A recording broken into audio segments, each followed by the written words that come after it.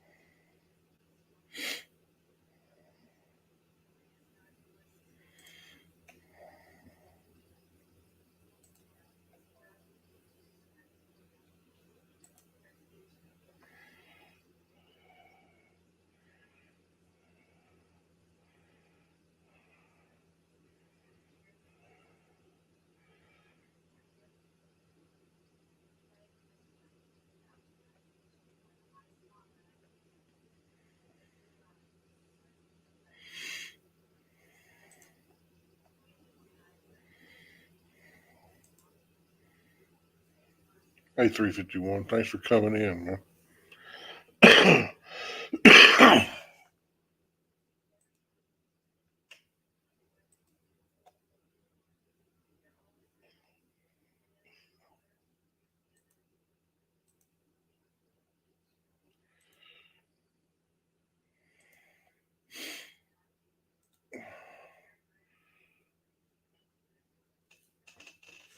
Well, doing good. How's everybody else doing?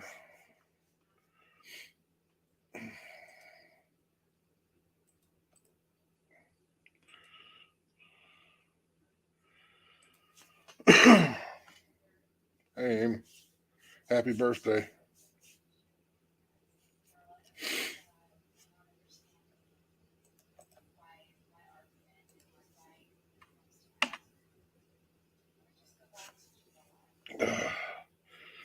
See if we can get anybody up here besides my ugly self.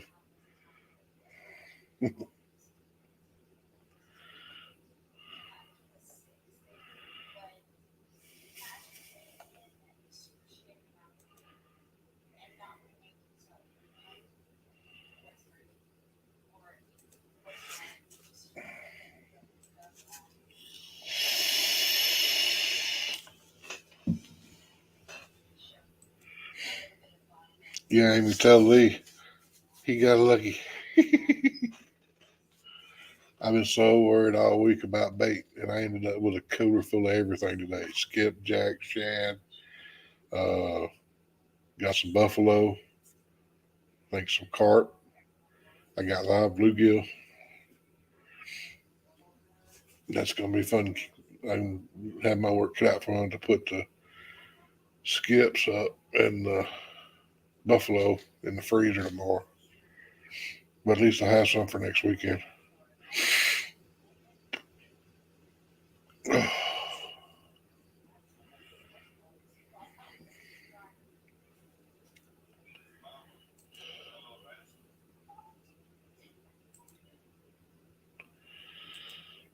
I gotta give me a new camera. This old camera's about had it.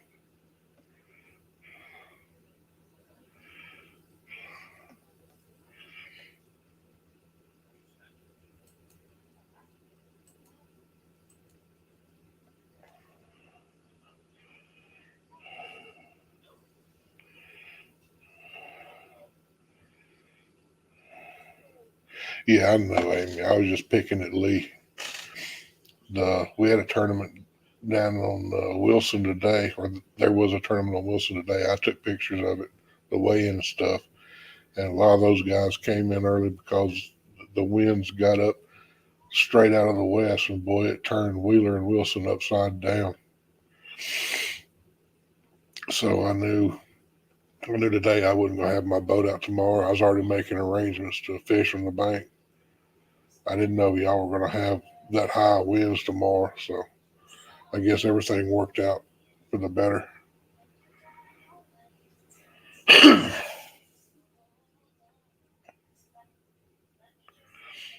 Like I was saying to Lee, ain't no tournament where somebody getting hurt over.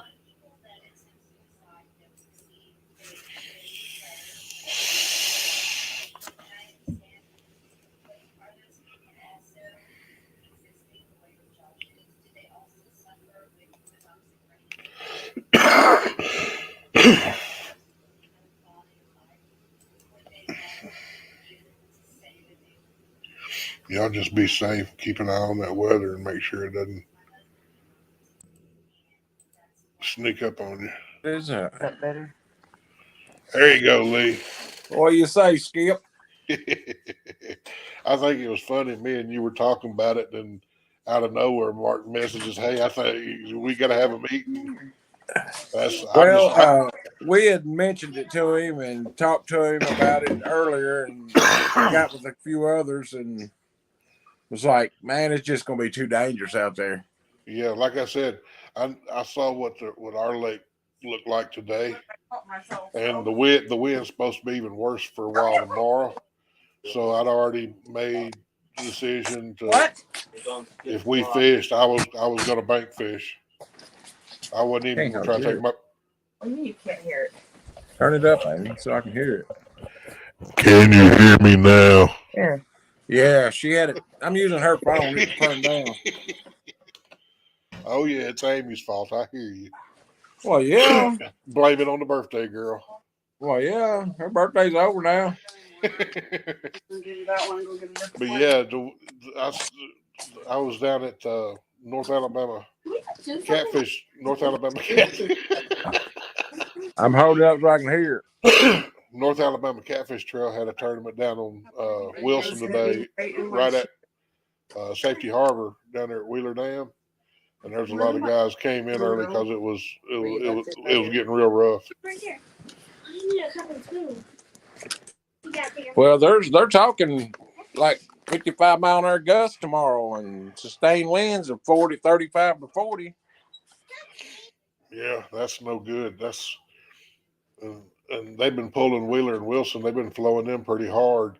So when that west wind hits that water, boy, it looks like a beach. Yeah. I mean, I just think I can't speak for y'all down there, but I do know that anybody that's from the St. Louis through Illinois, Indiana, Ohio, Kentucky, it's supposed to be really bad. So, and I told Mark, I said, I don't want to take a chance at it. No. Jay, if it was today was rough. Yeah. I mean, we had some 30-mile-an-hour gusts, but they wouldn't sustained about 15 all day. So we had 15 to 20 with some probably 30-mile-an-hour gusts, but they were out of the west. And Wheeler and Wilson both run east to west, so that wind was blowing straight up river. yeah, And with the current they're pulling now, man, it got silly out there. I went down to the mouth of the Licking River to the Ohio, and I looked out there and I was like, nope, I ain't going out there. I don't blame you one bit. So I turned around and found a spot up there where a big old bank had cut out, and it blocked about probably 40-50% of the wind. But after an hour and a half of sitting there, I was like, there ain't going to be nothing happening here. I hear you. But yeah, I was down there. I photographed the weigh-in of the tournament, and I was going to try to go somewhere tonight and try to catch some bait. And one of the guys that was down there, the old Ron from Reel 'em Up, that does the dragon weights and stuff. Yeah. They fished the tournament today, and he had a half a cooler full of skipjack and shad left over, and he gave that to me. Well, you were set up, man. Yeah, that's what I was saying. One of my second biggest concern was whether or not I was going to have bait, which we had. The guy that's going to be helping my Joey, named Zach Lewis.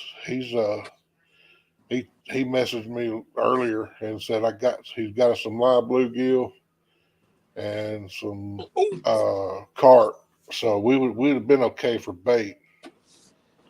But getting those skips really helped out.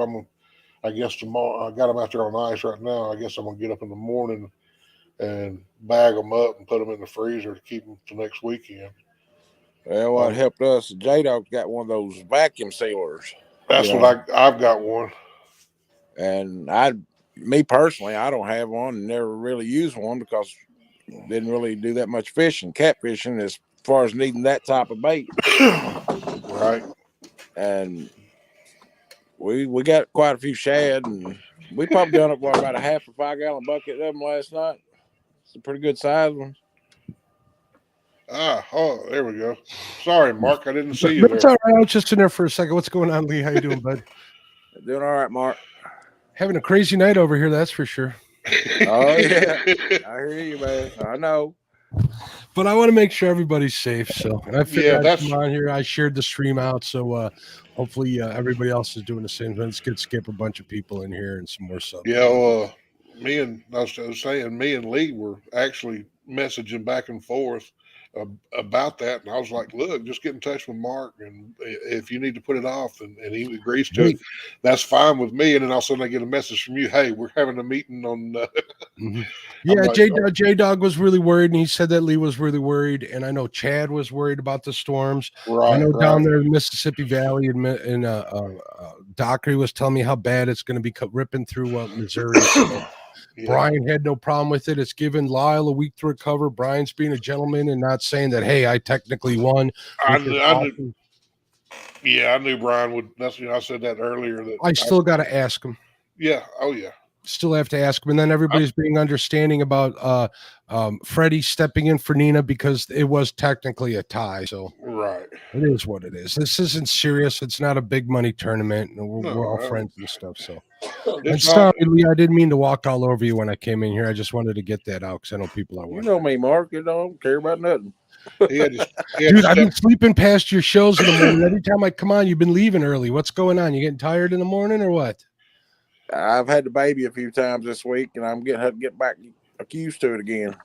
I literally am like, son of a gun, why am I missing Lee's show? I wanted to pop in there. Even when I don't talk in there, I'm in there watching. You're keeping me company while I'm working, so everybody appreciates the place to go. Looky, it's Chad. This warm weather's coming in too, and I get that itch to do something outside a lot. So, well, next year we're going to definitely think about when to have this. Maybe push it back at least a week or something. Having 16 competitors is a lot, but it does make for some exciting viewing. So. Well, that's me and J Dog was talking today. The weather's one thing nobody has control of. No. Yeah. And when the weather says what it wants, it controls and tells us what to do, you know. Yep. And so it's like I said, they had that tournament today down at First Creek, down there at down at Safety Harbor on Wilson. And old Doc got him a nice one. Well, here's my thoughts on that. Now, if it was just because a lake was having a tournament, I would have told you to go fish another lake. I don't mean to sound like a jerk, but whether we don't have control over. No, I'm just saying. I'm giving an example of how I make my decisions. That I don't think that would have been a tournament deal breaker. Hurricanes like we had the last one. Lyle was gentleman enough. We pushed that 1 versus 1 back. I can normally do that. The problem is my sponsors don't have the extra prizes to give away, and I want to make sure that I got something to give to the chat for being there all day. It also helps them. It also helps them stay in there and not just give me view time, give you guys eyes on you.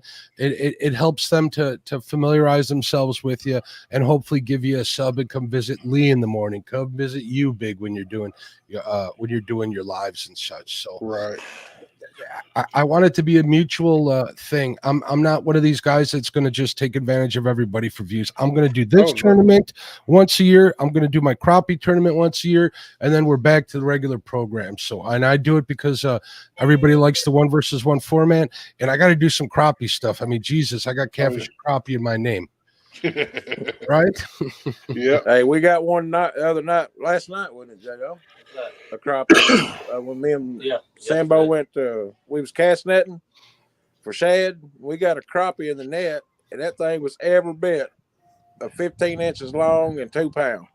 Wow, man, that's a nice one. That would be a hard one to throw back for me. I would do it now if the DNR's listening. I would definitely throw it back, but it would break my heart to do so. I ain't gonna lie. But you know what? I found some good crappie spots by throwing a cast net for bait, Lee. I really have.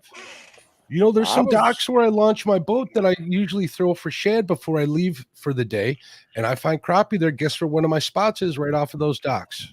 Right. It was by far the biggest crappie I believe I'd ever seen. I mean, I had my hands on, I should say. You know, I've seen pictures of bigger ones, but I've filleted 10-inch crappie that have a 3 and 4-inch shad in their belly. So if you're on the shad, chances are crappie aren't far from there. Right. Come on up, Chad. If he's still in here. Chad's in here. Chad's tired. I don't think he'll come up. I actually woke him up out of a dead sleep. Poor guy. I feel bad for him. Chad's got my back all the time too. I can't say a bad thing. I can't say a lot of bad stuff about him, and I usually do, but I appreciate him. He knows that when I got a bunch of stuff going on, he keeps me in line. That's why I keep having him on my show. There we go.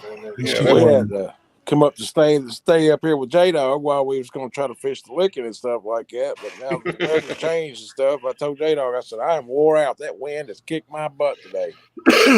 J-Dog's Hard to understand. puppy I mean, a lot of people that don't know, you know, if it's not been out in a boat in that wind, just how it'll whoop you, you know. Oh, it'll wear you out. Yep, and Because you're swing- constantly just scanning and checking everything. And fishing's tough anyway, I think. And then you add a wind factor and the logs and Mhm. it's just the anchors. And Yeah. Spring is great for fishing, but the weather isn't always friendly. That's when, you know, when the weather warms up, but the ground is still cold, that's going to cause upwinds and drafts and stuff, and it just makes it really windy. It is what it is. This year, I wanted to take advantage of the March Madness name, which I did. And what a better month to have a March Madness tournament than in March. So, Yeah. we're gonna- In March with all the madness. yeah, pretty much. That ain't no lie with this one. So what else is going on, Lee? What else do you guys do for Amy's birthday today? well, we after we come off the water, we went up, cooked some better cheddars, and sat around with Skip and Dee and Chad and J-Dog and Tara and Mason and hooks and hammocks came down and just kind of, you know, the weather and Bill, Big Bill, the weather kind of played a role, and a lot of people will not want to show up. Plus, I understand too, you know, the price of fuels went up. If you drive a vehicle, pull a boat, you only get 6 miles a gallon. You got 4-hour drive. It's going to add up just to come up to eat a better cheddar. You know? I get you. I totally understand. I mean, it's going to be bad. You know, they kept us locked up for how? I'm not going to get into that. They kept us locked up for how long? And now is this another way to keep us locked up? I don't think so. But you got to ask yourself that. It's crazy. I mean, I paid $4.20 a gallon for diesel yesterday. Yeah. Hey, Mark, let me tell you how bad the wind was blowing today. You did. Are you all burnt up? Well, yeah, looks like I got sunburn, but we had my Blackstone grill on high for 20 minutes, and the wind was blowing so hard you could still touch it. It wasn't even hot yet. Oh, The flame was still on. Well, I'm still impressed that the flame stayed on. You figure it'd have blown it out, but heck yeah, if it stayed burning, at least you had that. The flame would just come up and blowing sideways across it. I mean, Wasn't even touching it. Wasn't even touching the grill. The wind was cooling it off as fast as it was heating it up, is probably what it was. We had to line up around it and create a wall for it to even start cooking. Hey, guys, I'll be right back. My dog's ringing a bell at the back there. I'll be right back. All right. Actually, his catfish and crappie hoodie's what did it. Yeah. I just hope I don't pull a skunk again. God. I gotta take a look at this. Again? Yeah, garbage.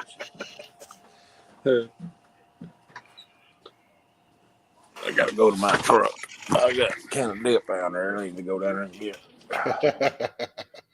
I didn't want to get up for nothing. I'm telling you, I done went in there and we went out and ate and come home, took showers, and everybody's just, I don't see how them kids and them women still moving around. Yeah, it sounds like y'all definitely got a house full in there. I was like, I don't know how in the world they doing it.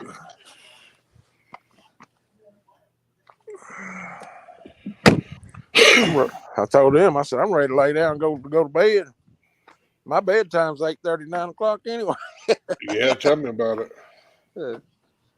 I usually do that, and I had a live here, I don't know, a couple weeks ago, and I stayed up to 11 o'clock, and you'd have thought everybody that's in the live was freaking out because I was still awake at 11 o'clock.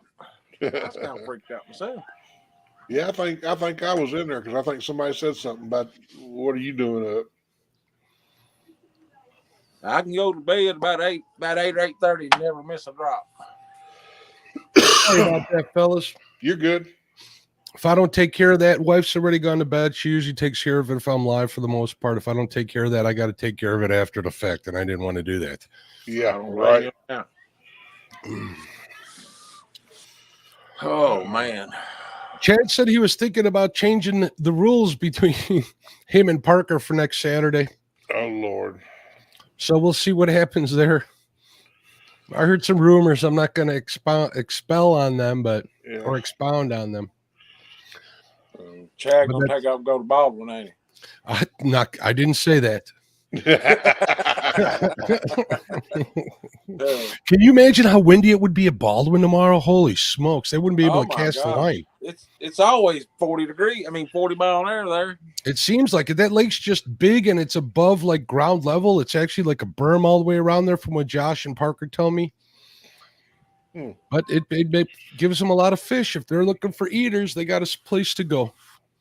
Yeah, I was playing around down there at Safety Harbor, throwing out into the river in slack water because it's kind of a cutback right there before you go into the Safety Harbor, and you can see the current water running out, and there's a current break probably 150 yards off the bank right there, and then you've got slack water from there to the bank, or maybe a little bit of backflow, and I just waiting for the weigh-in, so I threw a couple of rods out with some of that dark water that I got to see if there was anything in there, and I could not keep. I had 9 ounces of weight on in slack water, and I could not keep my lines tight.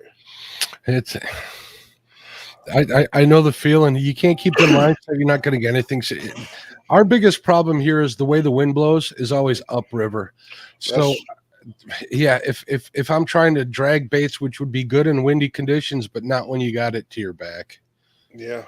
Does you no good. Well, I'm just learning how to do all that dragging, and I know what you mean right there. I mean, I learned that the other day. Hey, look at that. My buddy Ryan says he just put a 70 in the boat. Where are you at, Ryan? I don't know. Oh, yeah, he went to Tennessee, I believe. I think he's at Who's that, Ryan Bortz? No, it's Ryan setting hooks and crossing eyes. Congratulations, bud. I'm guessing it's a blue. Correct me if I'm wrong, Ryan. He's a local guy here. He's a good dude. I've met him. Me and him are going to do some crappie fishing when he gets back, and the ice is fully out. And I'm looking forward to spending some time with Ryan. I still got some jigs that he won at my last tournament. I got them sitting here in my garage on my shelf, and they're good looking jigs too. You don't know how bad I wanted them, but I'm not going to take them. I won't do that. I got enough plastic. I just got like 6 more bags of monkey milk today. I wanted to make sure to get them before they get sold out everywhere. Hey, James, welcome. Thanks for coming in. James Kirkpatrick's in here. Yeah, and I want to thank James and Lizabella too for letting me do that announcement. And you for letting me come up here, Big Skip. I appreciate you guys. Oh yeah. I just figured since we weren't going to have to go to bed early to get up and go fish tomorrow, we'd get in here and do some smack talk. See if anybody wanted to pick at each other. I got to play Switzerland. I can't smack talk, right, Lee? I think Mark's doing a good job of it. I mean, oh yeah, he's doing an awesome job. I appreciate you guys. It's a lot of work and stuff. So, and also, if you guys go forward, I'll be very happy for you. If you don't, I'll have you guys back to help host and stuff. If you don't mind, if you got a chance, that would be awesome too. Yeah. Well, one of us will. Absolutely. I'm sure Lee's going to make a great co-host. Now,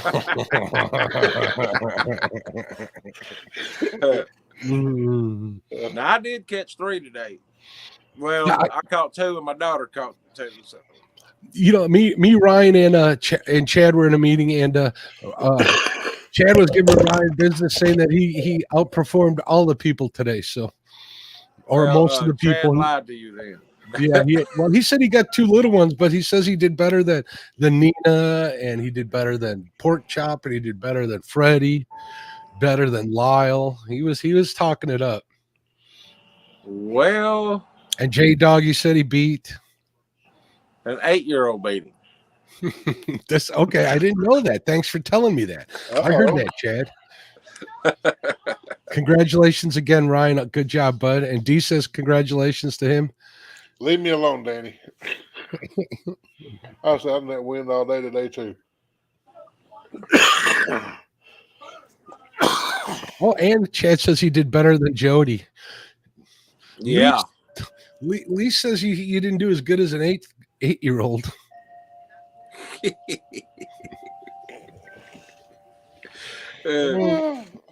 She got her PB today too on that.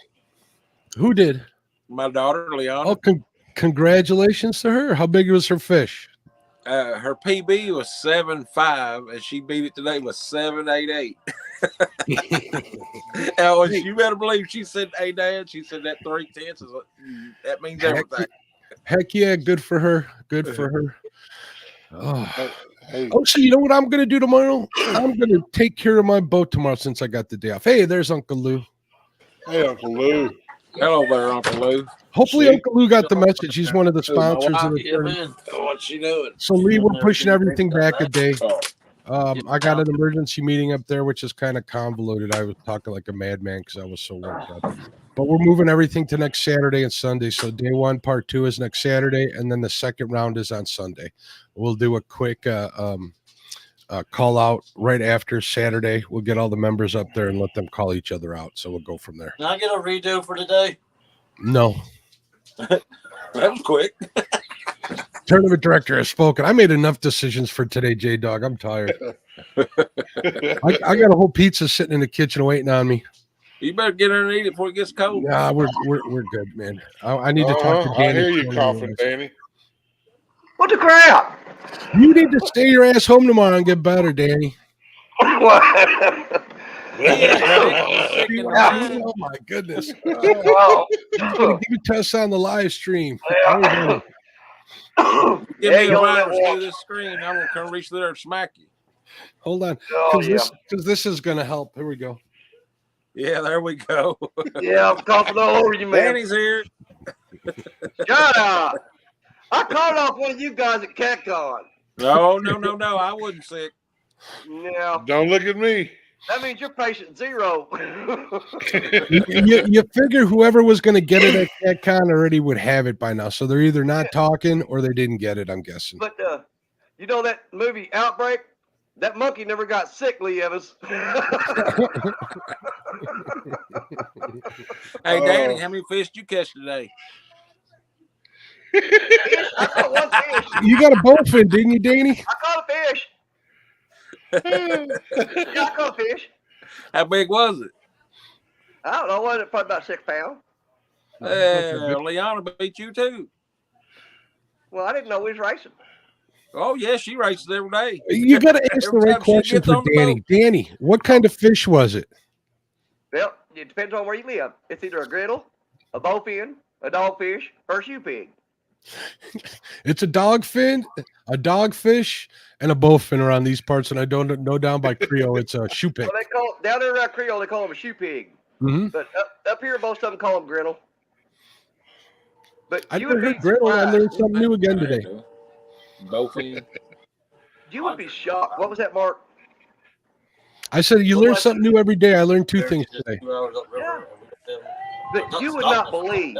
You would not believe how many people have. I mean, got spitting mad, arguing with me, telling me that's a snakehead. No.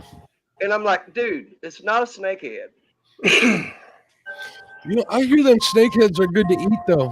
Who catches them? Alof, a lot of fishing, I think, or is it If I had a blanket, I could fall asleep right here. Fish Snatcher catches snakehead too. I guess it's their favorite fish to eat. Oh, Well, okay. Griddle are good too if you're hungry. Anything's good, man.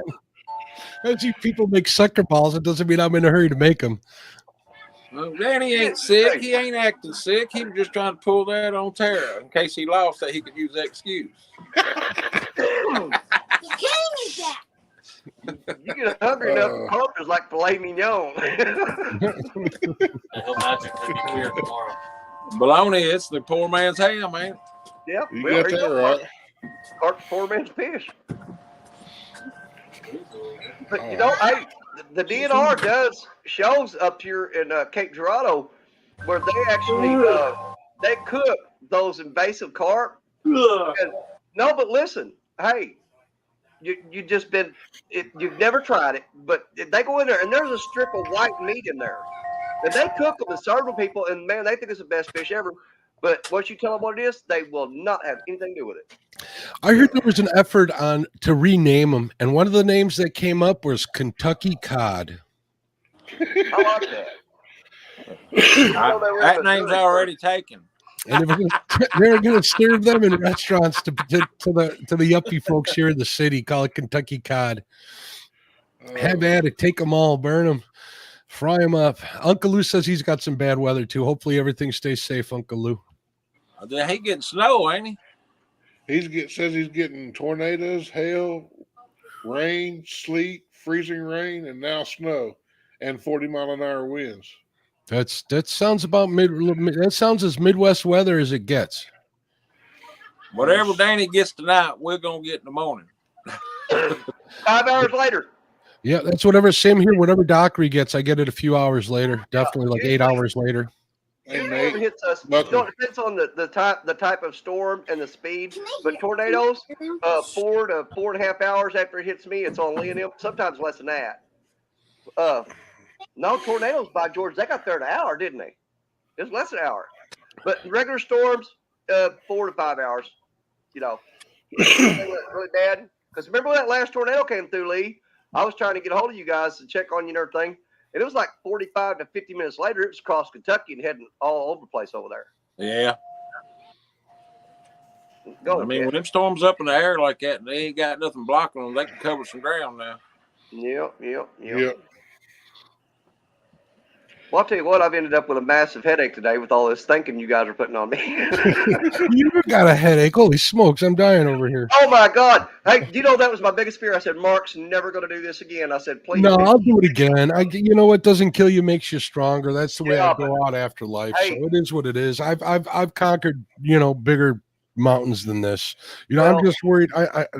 I can't say enough how grateful I am for everybody that takes part in this. I'm so glad you guys have fun. I'm so glad it provides content for so many other channels, because it really does. Big events like this, you can see how it spreads to the community. I mean, Chad has stuff on his shows. Lyle talks about it. I've seen it, no script. It goes over into them. It goes over into Has. I mean, everybody talks about it. It does create a buzz, and I think it's good all the way around. So, I mean, it's like when you got a big group of people, it's always somebody's turn to host the party, and this is my way of hosting the party. Is the way I look at it. Right. That's like today when I was waiting on the weigh-in at the tournament, because I was taking pictures of the weigh-in. I was earlier today around lunch. I was watching the tournament, and I had several people come up and go, "What are you watching?" I said, "This is the online tournament," and they hadn't seen a live with 9 different streams in it. And I was like, "Yeah," I said, "This we do it all the time." And next thing you know, there's 3. I could hear it on 3, 4, 5 different phones around me where they were watching the stream. That's awesome. We had a bunch of people. And you know what? Let me just say one more thing about that today. I got messages from Luke up in Minnesota. They're watching it in the bait shop over there. I know that Muddy Water was watching it in their bait shop. It's spreading to one of the local ones. It's getting out that way, man. And it tickles me to death, not because I want my channel to grow, but that we're generating the kind of entertainment that people are interested in, the kind of people that are like-minded like us. And I know that sounds like a sales speech, but that's honestly how I feel. And Chad's over here talking smack. And after all the nice things I said to him. Hey, I watched him eat 2 batter chatters and 2 cupcakes today. He ain't got nothing to say about nobody. I got better cheddar in my freezer too. Good stuff. I had bacon for breakfast. Oh, did I say that out loud? Better cheddar on a toasted bun. Yeah. I'm just worried about how much more water is going to get dumped on us, because we're calling for man, major thunderstorms Monday. Oh, Tons of water. And I mean, good Lord, I don't know how much more my river can take. Yeah, they've actually Wilson's actually Ow, cat, come on, paw the crap out of me. from yesterday to today, Wilson was down 4 feet Wow. in 24 hours. But I think that's because they had Wilson Dam open, and all this past week, Wheeler's had 15 to 20 of the floodgates open and rolling. So that was keeping Wilson. There was more going into Wilson than was going out, was why it was so high. But now that they've cut those off, I think they've still got them open down on Wilson Dam. So it drastically dropped the water. It was, I mean, there were a bunch of boats today that did not weigh a fish. You know, and that, you drop the water that drastically in that short of a period of time. The rule books are out the window. You got to start from scratch on trying to find them. Yep. You know what? Lyle was telling us too that Lake of the Ozarks, there's boats that are on. They got those lifts. There's so many docks on Lake of the Ozarks. It's a huge lake with a lot of people over there. He was saying boats were 15 feet in the air on those lifts. That's how low the water is in Lake of the Ozarks. Wow. But then look at Chad. Chad's, the Ohio's busting at the seams, from what I understand. Hey, Carver. Thanks for coming in. Yeah, well, I know the licking dropped probably 25 feet in the past 20, I'd say 30 hours. Well, the Mississippi where I'm at is just a giant septic tank for the Missouri and Ohio right now. I mean, you guys are dumping all that crap on me. Hey, I'll tell you what, going across Wheeler Dam today, on the high side, there were trash pads bigger than I've ever seen up against the dam. Oh yeah. I mean, and just kind of looking at, I almost think you can get out there and walk on them. I wouldn't. No, don't do that. I mean, as hard as they've been pulling that water, they have got those things compacted. Hey, I actually saw, no joke. I worked at Trinity Marine in Crothersville building barges and stuff. And they got a dock that goes out where they launch those barges in the water, and then the tugboat comes up and catches them, and it pulls it back to this dock, and they tie the barge off to the dock and anchor it there, and then you go inside the barge and check it for leaks. Well, anyways, on this dock there were a bunch of logs piled up, and I mean stacked up, and they had a guy out there with a big long pole with a hook on it, and he was supposed to be pushing them off that dock. Well, he fell in and landed on those logs. And he was laying flat on his back on top of them, and there was 6 people out there. They said what happened was we landed on the logs separated, and he went through there, and then they came back together. Oh no! We never found him. Never found him. That's a true story. It's one of the reasons I left that place. It was just so dangerous. But yeah, it's a terrible thing. Didn't you say yesterday, Danny, that they was searching for a boat that capsized down there at Wycliffe? Down at Wycliffe, it's yesterday morning, and I still haven't heard if they found that guy. Yesterday morning, there was a guy put in right there at Wycliffe, right in Ohio, before you get to the Mississippi. It was right in Wycliffe where he put in, and they found the boat capsized, and I haven't heard anything about him finding yet. I know they searched all day for him, but I never got a report back. That's the kind of stuff you hate to hear about. It was on all the big news channels here. Last year we were fishing the bank. I was out with some friends. I don't film on the bank. I don't live stream. Our spots are too few out here. They really are. And we're fishing. We're out there having a couple of cold ones. We're having a good time. And all of a sudden a search boat comes by, all lit up, all ready to go. Turns out some guy robbed a bar. Well, actually, he didn't rob it. He went over there, drank a whole bunch, and didn't pay his tab, ran out. Out of there had to be some police outside. They chased him over onto the bridge over at the dam. He jumped off the bridge. He didn't know that it's only like 3 feet deep under that bridge. Broke both his legs, went over the dam. It took him 2 days to find him. He made it all the way down to within 100 yards of where we were fishing, which was literally about 8 miles away. Wow.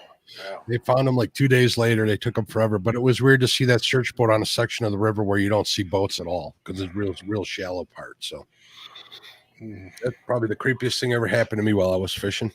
Yeah. We was coming back from eating a while ago, and we was driving down through there, and this is great big field. And it's dark, and looking over, you can see water. Amy said, "Well, why can't we just go do some night fishing tonight? She said before it gets bad in the morning." I said, "Amy," I said, "the last time I done that, something like this, at a place I didn't know." I said, "I got up there at night, slung my poles out there, and it got daylight, and I got to look, and it was only 6 inches deep." I sat there all night long with them poles at 6 inches deep. That's like tonight after the weigh-in. Wilson was just as slick as a baby's bottom. No. Wind laid down about 5, about halfway, a little over halfway through the weigh-in, and there was, I think, 5 or 6 boats that put back in. They was gonna go night fish. I thought about it, but like J-Dog said, when you're out there on that Ohio River and it's dark, you don't know what's still coming down through there when it's up. Exactly. You can't see it until it's too late. Yeah. Me, all I got to worry about is drunks coming back from Blarney Island at midnight because they let them through the locks one last time. So it's like a freaking boat race. I got to get used to getting over to the one side. One guy almost killed me like a year ago. It was pretty crazy. Almost killed a bunch of my buddies. But you got all these kids and their dads, $100,000 boats coming back from the bar, full speed, at 12 o'clock, 1 o'clock in the morning. Wow. Only good thing is you can time them because it's the last time that lock opens up on the river. So once they come through, they're done. And usually we got fishermen all up and down the river. We all know each other, so we're texting each other whenever that happens. So we get a heads up. So that's pretty cool of them. I'll get a text from my one buddy Cliffy. He's like, "Mark, if you're down there, they're coming in hot. I know to move." Like, reel it all in. Well, Skip, Mark, and Danny, I think I'm gonna ease off here and go to bed. I'm gonna wear out. All right, Lee. Are you scared Danny off? Danny ain't scared of nothing. Danny, I don't think he is. I think he hit the wrong button. Probably. Now he's dumber than a rock, but he ain't scared. I didn't say that. I'll never say that about my buddies. I'm Switzerland, he knows I love him like a brother. I know. All right, y'all. Y'all have a good one. Later, Lee. Thanks for your understanding, guys. Oh, yeah. And Tara. Bye. Bye. Oh, Skip. Yeah, you're going to be a force to be reckoned with down there. I didn't know you were a photographer. Yeah, my wife and I used to do drag race photography. I've shown it a couple of times, but I've got a picture that I took. I don't know if you follow drag race or anything. I don't follow it, but I've seen it definitely. Stevie Jackson, when he totaled his old Radio versus the World car. Oh my goodness. My picture, I got the magazine cover. That's my photograph. Someone to talk to would be Lyle Stokes. He loves that drag racing. He used to do a lot of it. Same with Creel. I'm sure he knows who I'm talking about, who Stevie is in. I'm sure. I'm sure they both do. Because I've got albums of pictures I've taken, and I've done posters. And last August, I went down to First Creek when Bama Blues had their last official local tournament before they shut that trail down. And I had my camera down there, and I started taking pictures. And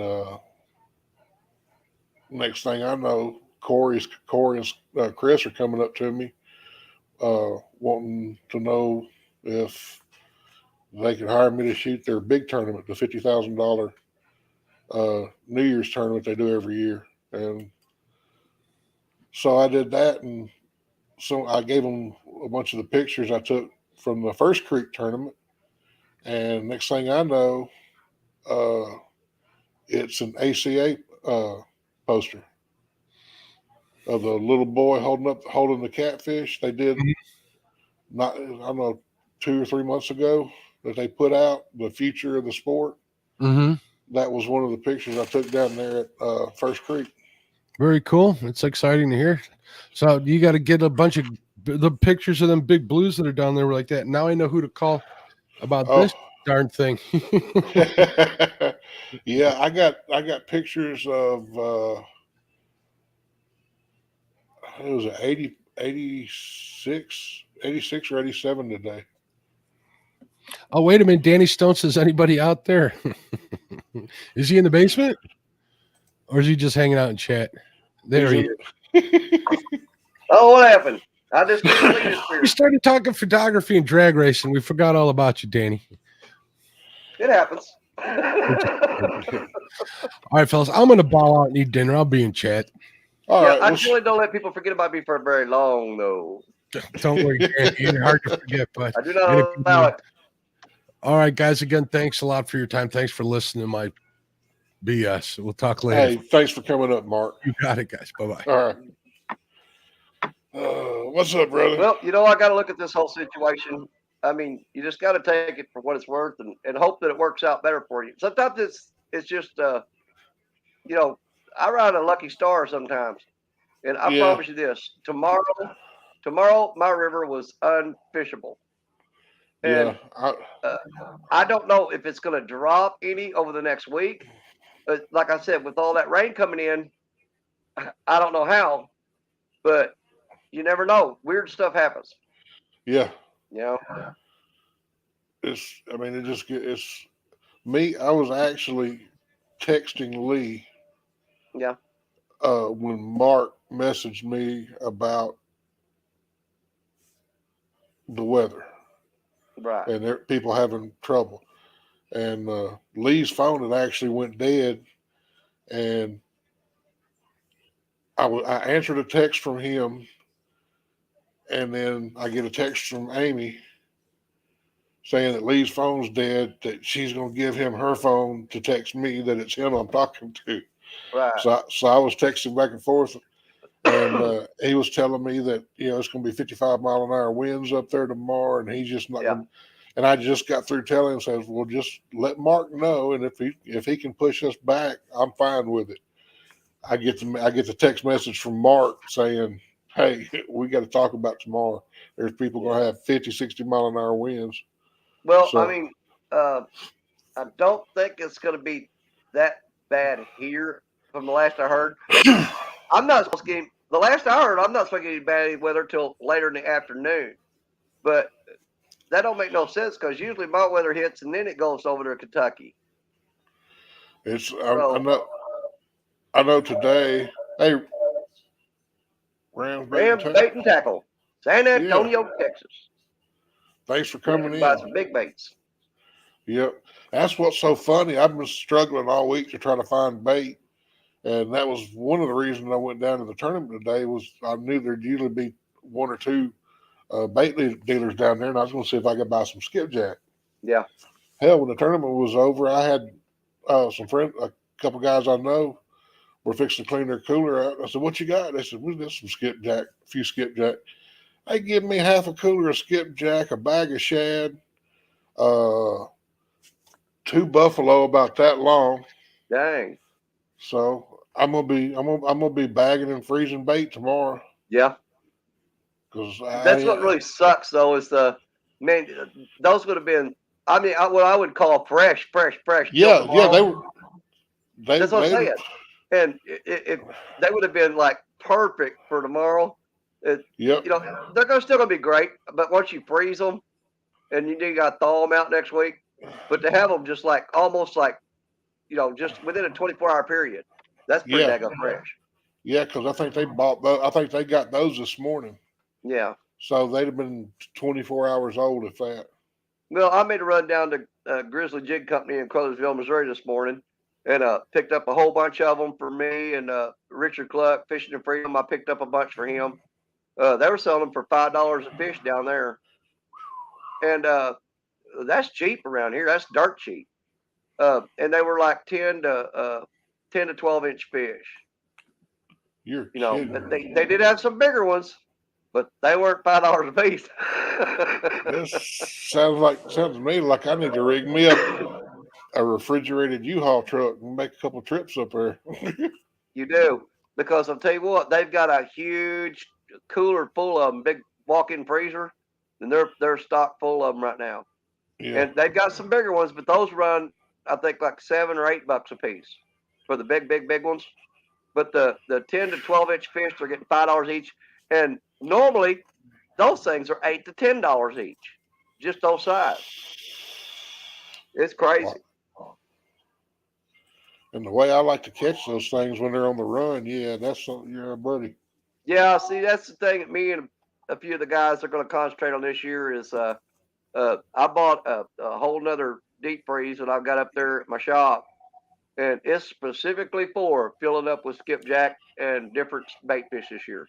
I Yeah, don't really like freezing shad because they don't seem like they do well. they don't, man. It's So if you can freeze a shad and thaw it out a week to 10 days later, and it's like mush.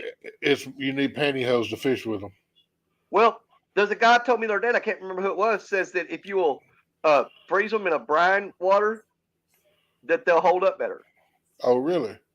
Yeah, I haven't tried it yet, but that's I the may. tip that I got because I Well, I had this same conversation and told him about the shad being mushy. He said, put you a saltwater brine in there. He said, don't submerge them in it, but get them in there and kind of get enough that you can coat the fish with them, and then vacuum seal them with that saltwater brine, or even just put them in a Ziploc bag with the air out of it in that yeah. saltwater brine, just a little bit of it.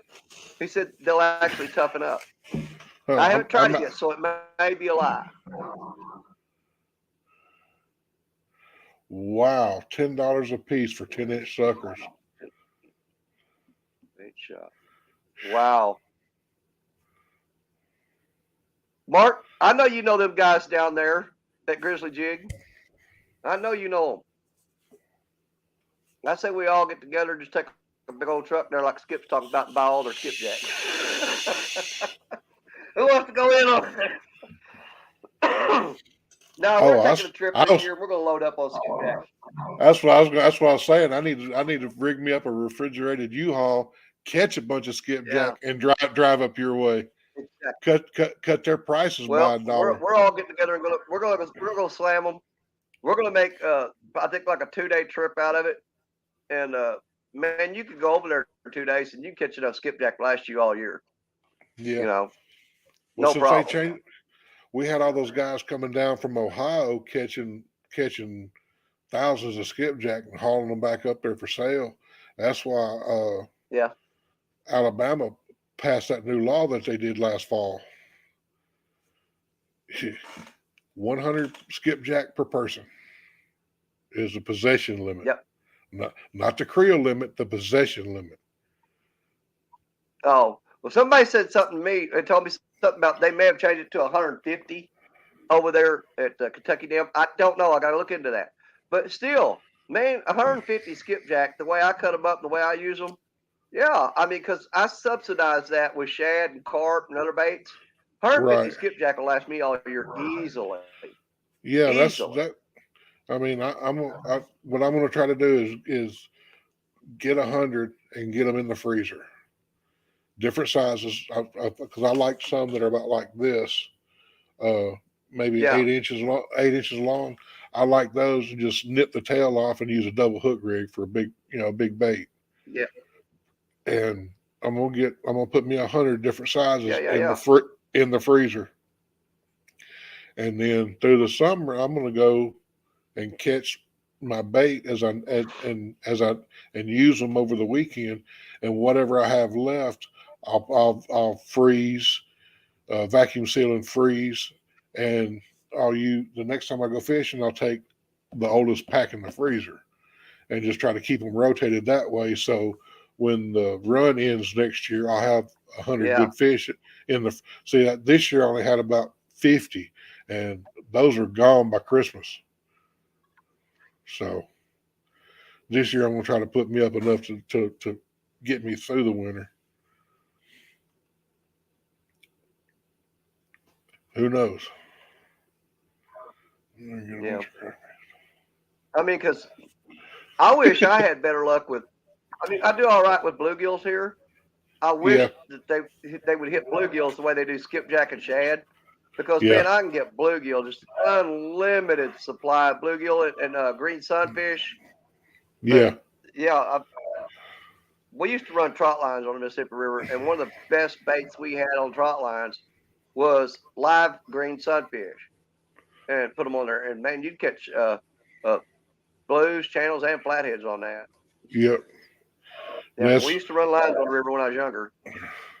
Yeah, we can cut bluegill around here and do pretty good on all three, and then run the maybe a 6-8 inch bluegill and catch some good flatheads with the right fishing them on the right cover.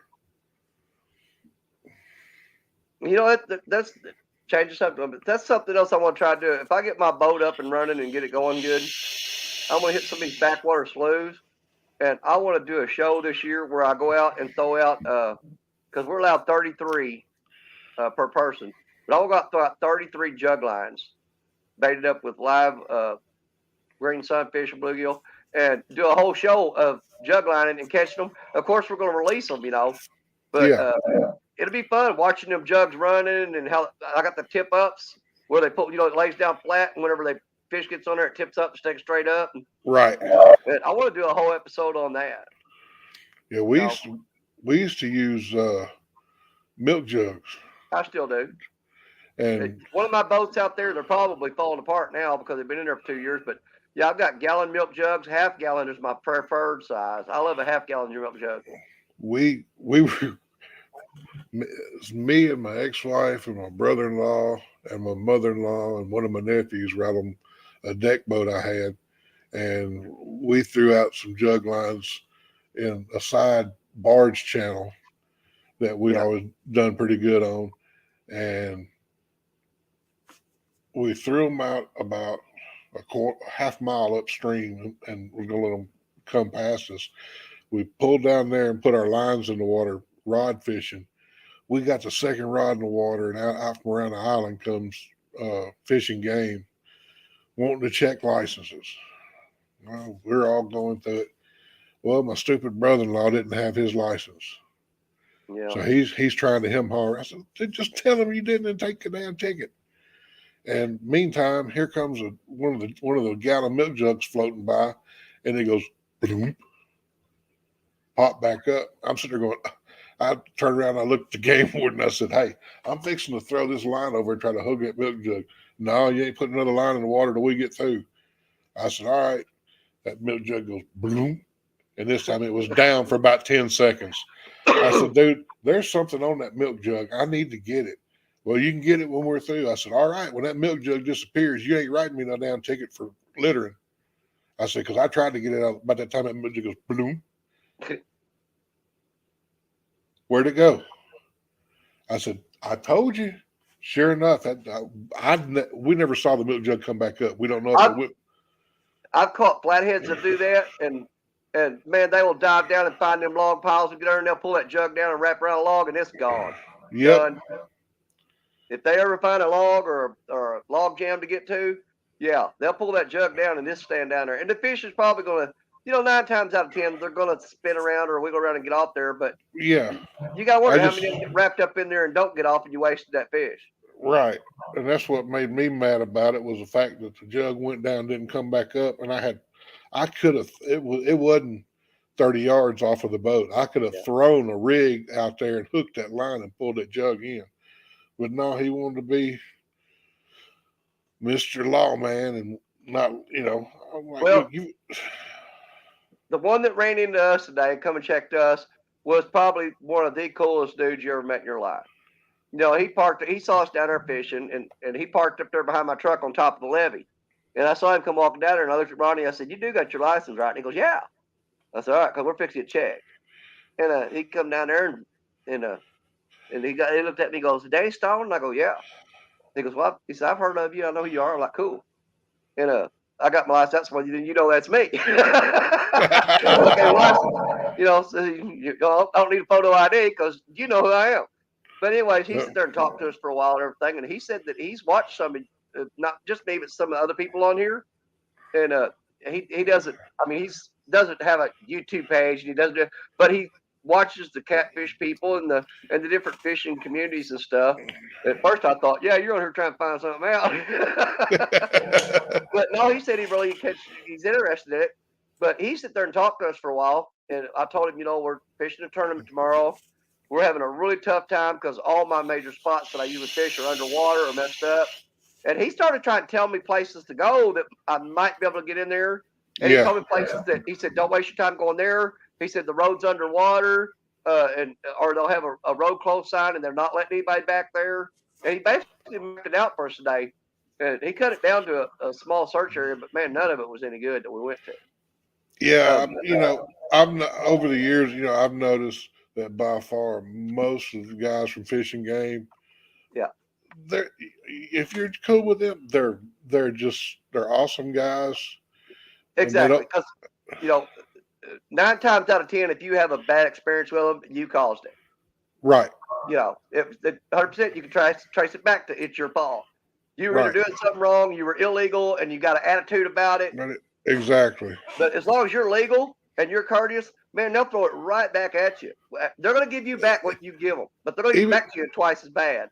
even if you don't have your license, if you're just straight up with them, I meant to go by and get it, and I completely forgot about it. I don't have one. 9 times out of 10, they're easy to work with. Yeah. I mean, they're probably going to give you a ticket. You might be that lucky 3% of the time and catch one that will just get your butt home and get your license before you come back out. I've had that before. Yeah. Hold that thought for a minute. Shut up, Chad.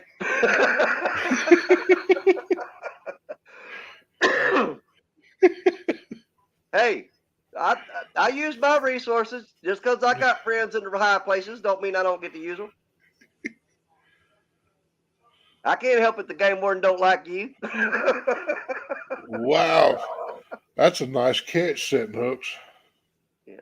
270s, a bunch of 30s, and a 25-pound striper. That's a good day on the water. Wow. No doubt. Where can I see that at? Right? I hope they videoed it. Setting hooks and crossing eyes. I'm gonna go check that out. I think I follow him. Well, I will now if he's catching fish like that. I think he was in another live one night and they shared his link out and my hook set him. Oh Lord, I'm serious, man. That being out there, that wind stuff and my sinuses, it just made my headache 10 times worse today. Oh yeah. But I'm gonna get up in the morning and I'm gonna look at it and I'm gonna think about it, and I'm gonna need to try to find someplace to fish. Because I didn't fish none last weekend because I was at CatCon, and today wasn't enough to satisfy the itch. Right. I may try a couple of places that I may have a little birdie tell me about today. Yep. See, that's my thing. What I need to do is go scout out some different waters. So I've got to back up in case the Mississippi stays the way it is right now. I need to get a backup plan. Right. Because what I did today just ain't working at all. It ain't working at all. Yeah, I'm gonna. How's that? With the dark water baits worked for you? I got one hit on it today, but said, here's the thing. I only got like 2 bites. So one of them was a good hit on that dark water bait, and the other one was a grinnell / dogfish / bowfin, whatever you'll call it. But the bowfin hit on cut skipjack. Because I've got a couple of bags. I bought 4 bags of it. Did you come in? Yeah, it came in. All right. And well, when I was coming home from CatCon, I had the 2 bags with me. I didn't even make it home. A lot of people know I stopped halfway home. Yeah. At the river to fish, and all I had with me for bait was that dark water bait that I got at CatCon. And I threw out a couple rods, and I got a couple, 2 or 3 good hits on it, but no hookups on it. But they were biting it. Yeah, I'm anxious to get into some fish and see how they react to that, seeing as how we don't have those Asian carp on Wheeler or Wilson. Again, get your refrigerated van, come up here, spend 1 day with me. I'll take the snagging rod and I will fill your truck up. You take all of them with you you want. Because I hate those things. I got a feeling I show up with a truckload of those things, I'm going to get shot down here. Yeah. Like I said, we ain't got them in the waters right now. I freaking hate them. I don't know how our fish are going to react to them as bait. Well, a lot of them is when it gets to summertime and you start snagging them and catching them, Some of them, you know, and I joked and called it zombie carp because I laid it up on the bank for a long time when I was using that one this past I month. know. But Yeah, I remember. in this, well, I've still got that fish. That's the piece that I had with me today. I'm not kidding. And I brought another fillet home. I still got a fillet of that fish in the freezer right now, of that same fish. But That's now what. here's the thing. I joke and call them zombie carp. But in the summertime, I'm going to do it to show you guys. That's another show I'm going to do. We're going to do another carp snagging episode where we'll do it all day long and just see how many we can catch. But in the summer, you'll start pulling them up, and their heads will be really, really big. I mean, the big head carp, they're huge. And their bodies will be almost skin and bones, like they're starving to death. And it's so weird because, I mean, they won't have any meat on them at all. It's like basically just skin laid over bone. And you'll catch a lot of them like that. Yeah, because it's illegal for you to throw them back, isn't it? Yep. It says still legal to throw them back alive, but you know, I don't like even just punching holes in their head and throwing them out there. Man, I throw them up on the bank, and you know, some people say, "Oh, somebody's ever thrown them carp up." Well, don't fish where I fish because I go places that nobody goes anyway. Right. If you're down there around them carp on the bank, you're probably fishing at a spot that you followed me to in the first place. But you know, there's other stuff that eats them. Eagles, raccoons. It just so happens I had those thrown up and under a. Well, the ones I kept this last month, it was below 32 degrees, and there was a stump pile there, a log pile, a log jam, and I was shoving them up in there and hiding them. So the eagles and all that stuff weren't really getting on them, and the raccoons. I mean, they don't work that bank in that area for some reason. They go up the smaller creeks where it's shallower water. Right. But that's on the main river where I was at, and you rarely see those down there on the main river. They're up in the tributaries and the small channels and stuff. Yeah, like you said, do you a show where you're snagging a bunch of and throwing them up on the bank. Yep. And then you leave 20 or 25 of them up on the bank and come back the next week and it look like a wildlife preserve down there. Raccoons running everywhere, eagles and buzzards flying overhead. Oh yeah. Well, I've actually caught them before and be fishing on the main river and would find like a big log laying on the river and take one. You ever seen how they will fillet a salmon and do one side, skin it all the way to the tail, but stop, flip it over to the other side, and then cut the bone and have the two fillets hanging off the tail? Yeah. I used to take them like that and hang them up on a log, and the eagles would come out there and just fly there and eat the crap out of them. That's cool. So that's something I like to get pictures of. Yeah. And one guy told me that I could actually get in trouble for laying those fish out for those eagles. I don't know. Yeah, because they said you're not supposed to feed wildlife in any way, shape, or form. You know. That's But what I go, man, I laid my bait up on the log and the eagle stole it. I catch a fish. You tell me I can't throw it back live, so I leave it on the bank. Then you tell me I'm in trouble because I left it on the bank. There's always a double-edged deal. There's some way that they'll grab. But see, like I said, that's just something the guy told me. Yeah. That you can't leave them out there because you're feeding the animals and it's illegal to feed the animals. And I'm like, bull crap, man. But I'm not throwing them carp back in the water. And no, people get upset about it. You know, it's not a native fish. Get over it. I release gar. A lot of people around here, they're really mean to gar. I know guys over there at the river, they'll catch gar and they do different things to them. One thing they'll do is they'll take some pliers and they'll break the bottom jaw, the bones on it, where all they got's the top jaw, and turn them loose, and they think that's funny. And it just really pisses me off. And they'll take a stick and jam it in their mouth where their mouth's open and they can't close it and turn them loose and watch them. They'll swim across the water with their head sticking out of the water. Yeah. See, I don't tolerate that crap. No. I don't tolerate that crap at all. I release gar. I release the normal, what is it, the common carp. I release them. The buffalo, I release those. The only ones I take out of there are the big head carp and the silver carp.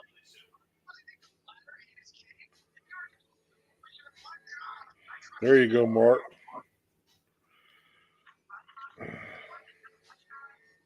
Mark talking about he needs to order him, get him an impeller.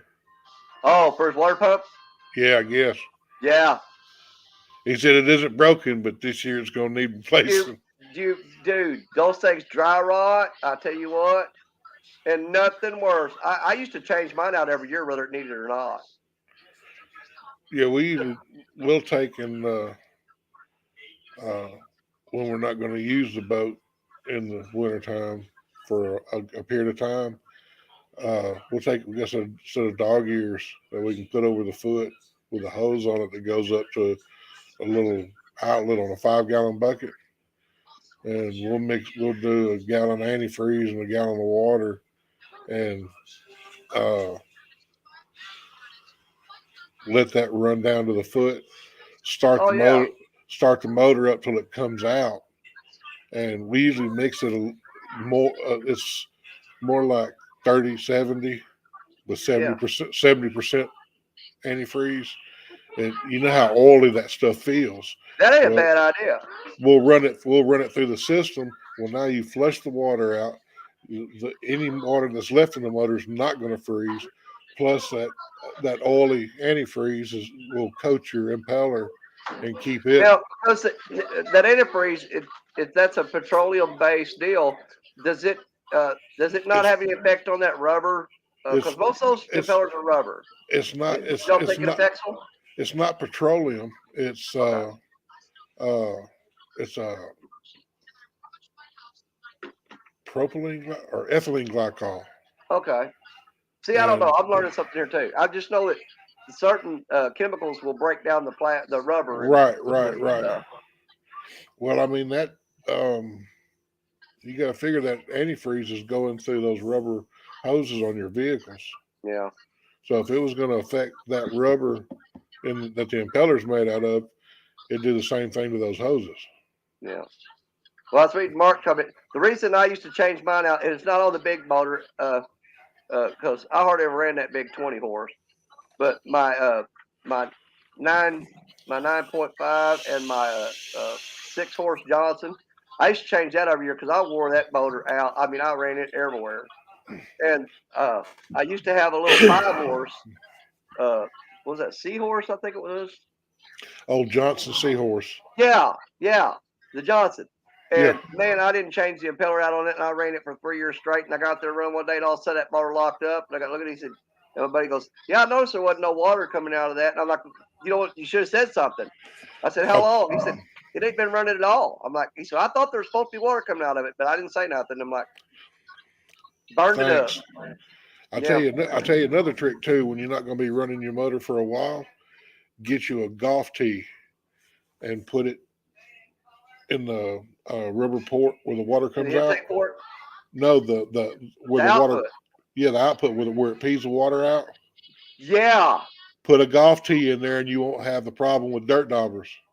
That's fixing to say. Because me and a buddy took his boat out to Lake Wapapella year before last. And we were running, and he said, "Man, this motor's running hot." He said, "I don't know what's going on." I looked back and there's no water coming out of it. And we didn't have nothing in the boat to poke up in there. So I took a big fish hook out of the tackle box and straightened it out with a pair of pliers. And man, I poked around up in there. And when that water, he had the motor started. When that water shot out, man, it scalded my hand so bad. I mean, it burned Yep. me, 2nd-degree burns. I had blisters popping up from that hot water shooting onto my hand. Yeah, because that Yeah, water that got. hurt like tickets. But poked up in it, it was a dirt dauber. Yep. Something else you can do when it's like that too. If you pull the cowling off the motor, you can see where that hose comes up from that little port.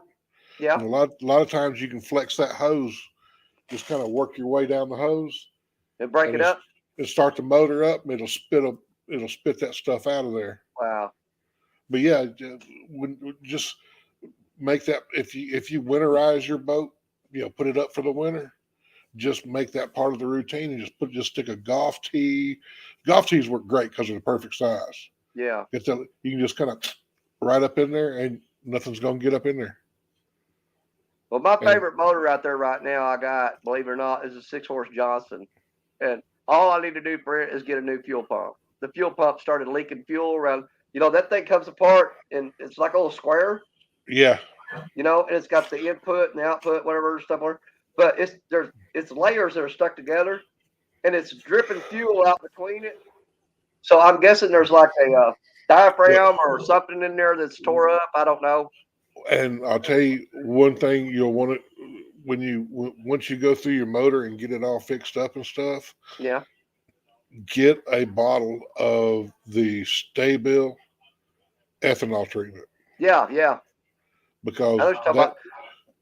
because the little rubber diaphragms, a lot of the gaskets and stuff in those outboards, that ethanol will eat those things up.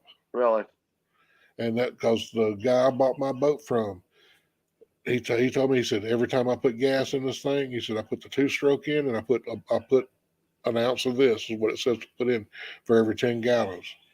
And so I've been doing that too. And when your boat's set up, the fuel that's in there doesn't uh, evaporate down and reduce itself and get varnish everything up. The fuel in your gas tank doesn't thicken up. It's worth it for the price of it. And every time I stop and get gas, I think I've learned the gas tank in that thing, and I can look in there just by the level of the fuel in the tank, and I know about how much I'm going to put in to fill it up, and I'll put the corresponding amount of 2-stroke and the Staybill. I mean, it's worked for me. That's an '89 uh, Evinrude 200, and it still runs like a top. Hmm.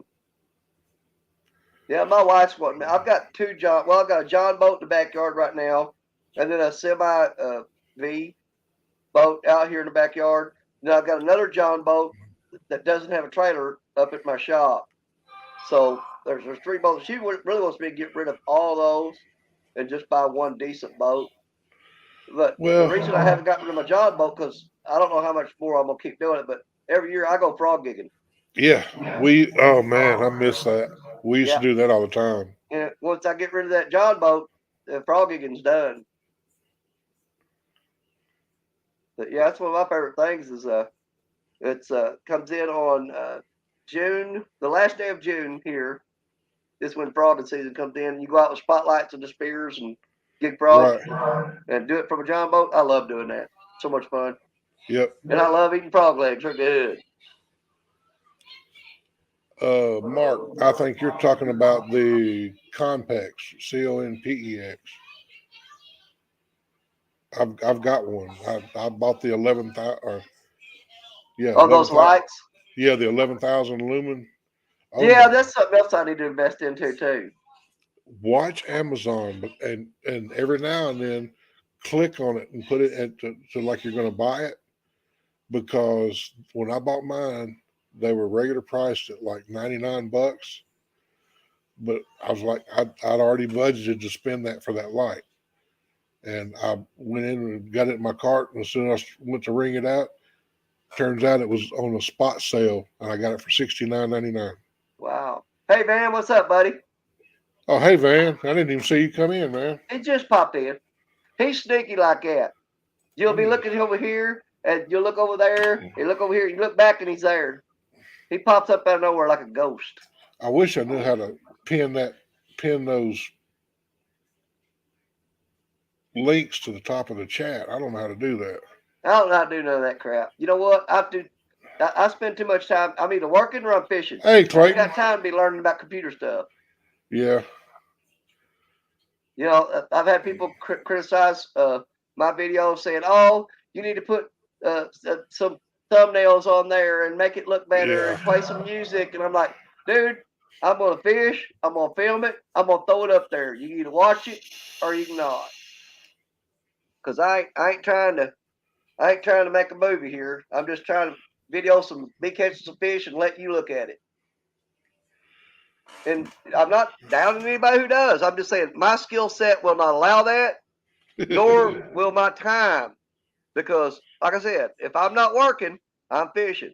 I don't want to spend time learning how to use a computer because that cuts into my fishing time. So I just film them however I can and throw it up there as rough and raw and uncut as you can get. Mark, I think it will for people like us But for these idiots with these 150,000, $250,000 boats, I don't think it will. Oh, no doubt. I didn't think about that. The luxury boaters. Yeah, yeah. Yeah, that's Then gonna what? thin the herd, buddy. 150, 200-gallon tanks. Yeah, buddy. And I may not be wise to this kind of thing, but what's that going to do to the bottom line? Because all those barges and stuff, they run off diesel engines, right? Yeah. Dude, what's that doing to their pocketbooks?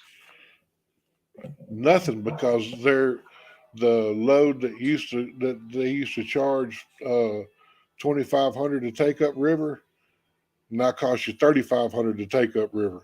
Wow. They're not going to eat that cost. Ain't no way. They're going to pay. It's the old trickle down. It'll eventually go back to the consumer, because they're going to have to go up on price to take the grain from point A up to, say, Meow Mix in Decatur. Okay, Meow Mix is going to have to pay an extra $5,000 for that load. Okay, that load's going to make X amount of bags of food. Well, now that X amount of bags of food are going to cost $2 more a bag to cover their end of it, and then who ends up paying in the end is the consumer. But there's got to be a breaking point here somewhere, because you can't keep raising prices. Eventually, people can't afford to buy stuff. Then they stop buying it. Then you're going broke because you can't sell your crap.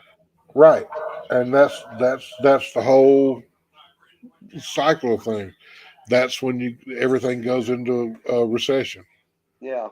Inflation goes so high to where it can't be sustained anymore, and then you fall off into a recession.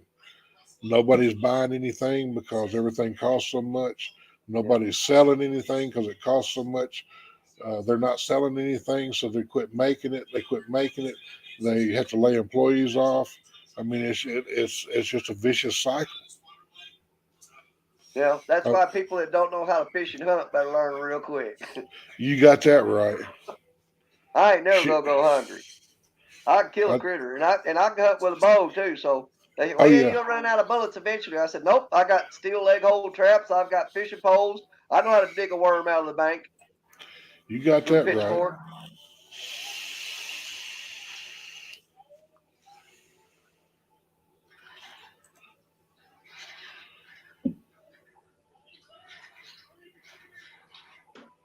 There you go, Mark. See, I've got that 19-foot javelin fishing ski with the 200 on it.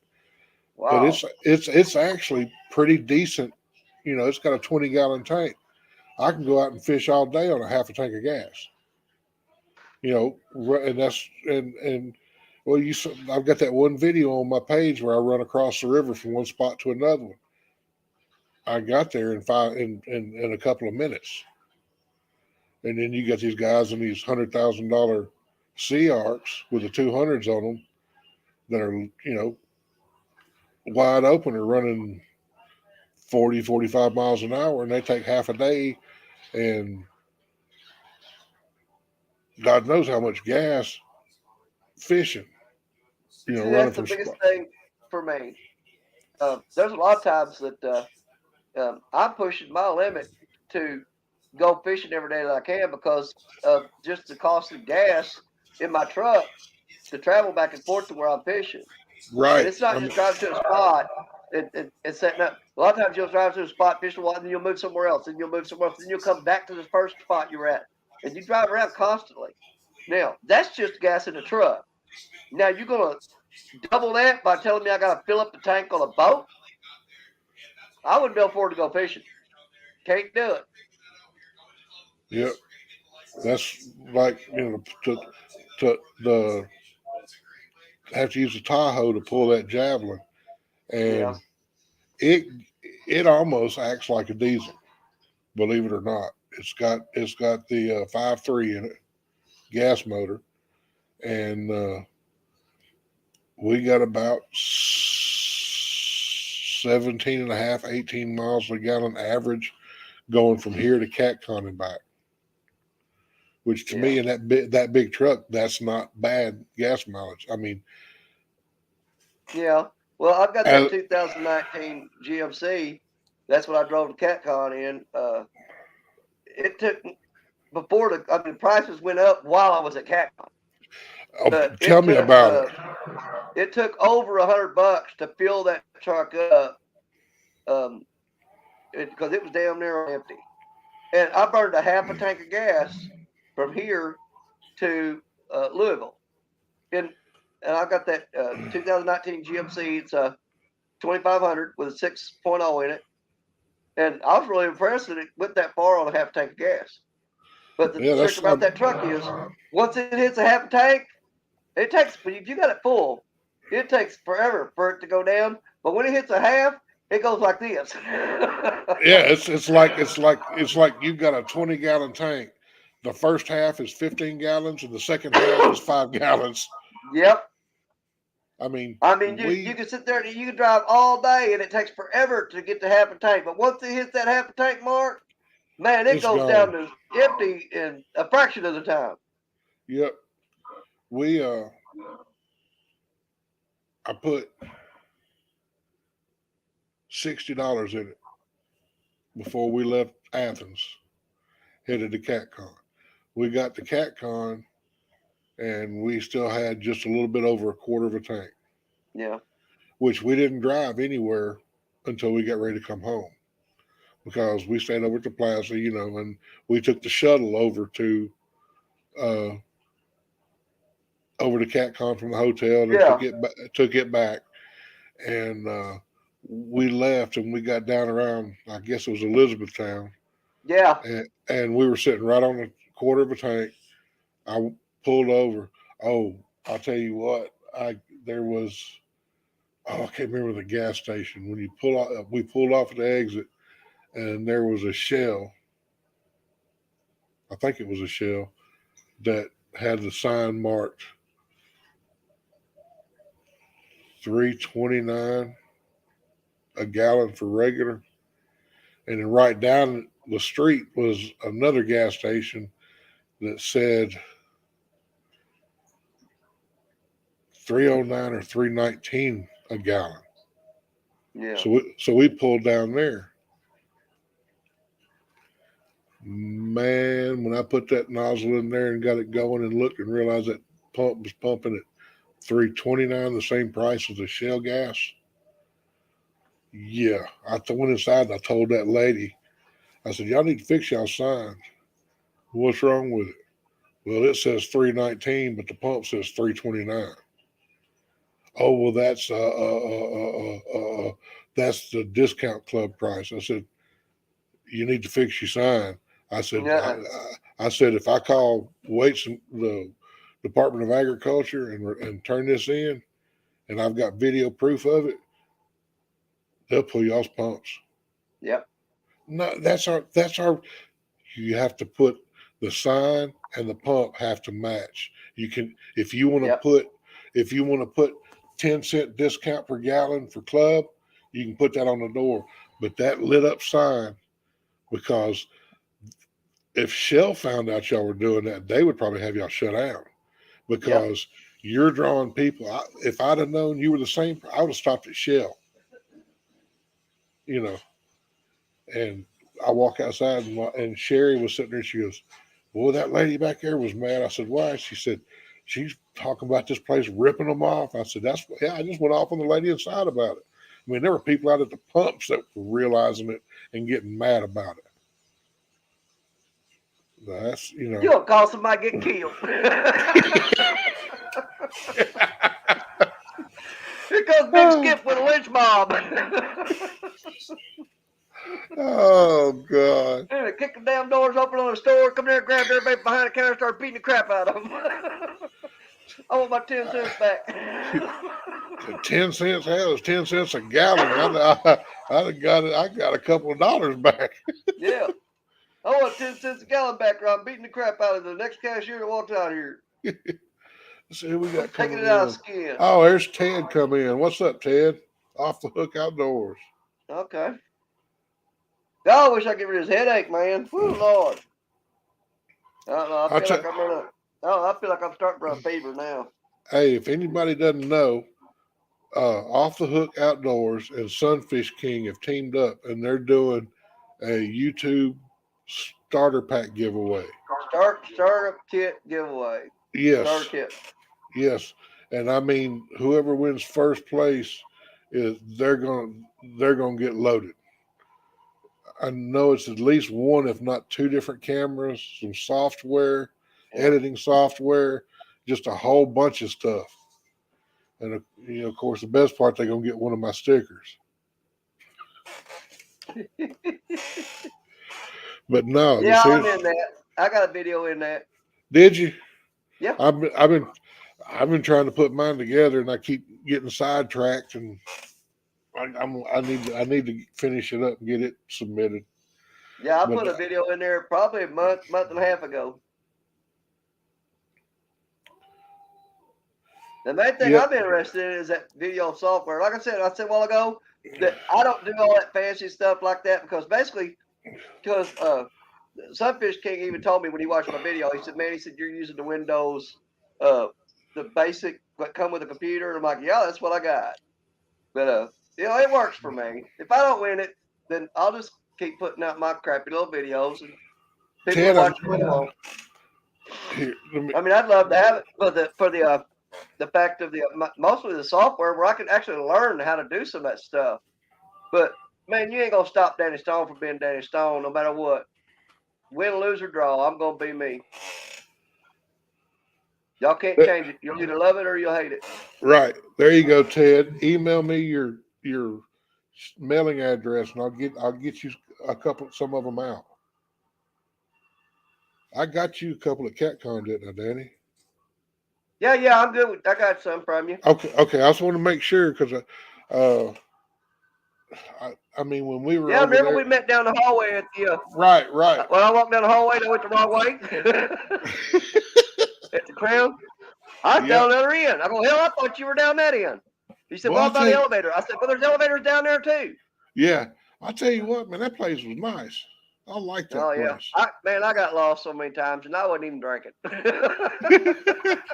I tell you what, I was headed. I guess it was that same. I guess it was that night, the Saturday night, and I'd gone up to that little. Where I think it was that little vending place right there by the restaurant. Yeah, I know what you're talking about. I went up there and they'd already closed, so I stopped and got Sherry and Macy something to drink because I got them some 7-Up because they neither one of them pretty feeling good. And on the way back down the hall of the room, and I run into 3 more guys, and I'm like, "Where y'all headed to?" The bar. So I got to. I was like, you ought to join us. I went down there, and Sherry was like, "You can go down there if you want to." And I was like, I go down there. They're going here, have a drink with us. And yeah, I quit. I'm one of those weird ones. I quit drinking on a regular basis when I turned 21. Yeah, no doubt. I'll have a beer or a cocktail if I'm at somebody's house for a birthday party or whatever. I can nurse a beer all night, Oh yeah. but I don't. I was drinking like a fish when I quit. Oh, me too. But the last night I was here, Saturday night, you didn't leave till the next day either, though. Right, we left a little bit after you did. But Saturday night, after I went and met you down in the hallway and went back to my room, I sat there, man, and it was just like I tried to do a little live stream and band come on there and talk for a little bit, and I was just so restless and bored, and everybody was gone, and I'm trying to figure what time it was. I went down and drank 2 Bloody Marys, just come back, knock my butt out, go to sleep. Yeah, Man, them Bloody Marys were spicy. Woo, Lord, it was good. I keep throwing the link up. If anybody wants to come up, you're more than welcome. Come and save him from me. I enjoy talking with you, Danny. Honestly, I Yeah. really do. Well, you know what? I had a really good time hanging out with you. But man, me and you just stand in the hallway. We're supposed to run up to each other and say, "Here's my stickers out." Okay, all right, we'll see you later. Bye. Yeah. And I bet we stood and talked for like 20, 25 minutes. I know. I come back in, Sharon's like, "Where'd you have to go?" I said, "About 5 foot outside the door."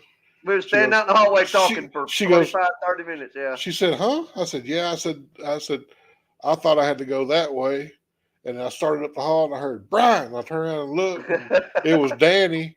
And we were standing outside the doorway talking. Yeah, because I'd done walked past your room and went on down there cause I forgot about them other elevators. And I was going down the other end of the building to those other elevators. And I look back and I go, crap, there he is down on the corner. I walked right by him. I know, right? Now, you talk about stopping at the vending machine. Our vending machine on the 6th floor, man, Yeah. I woke up at 2 o'clock in the morning and just dehydrated and thirsty.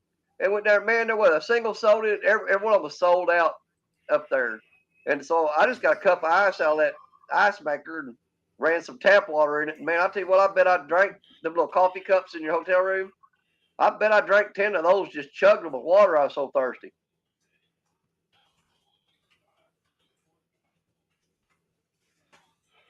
Modog.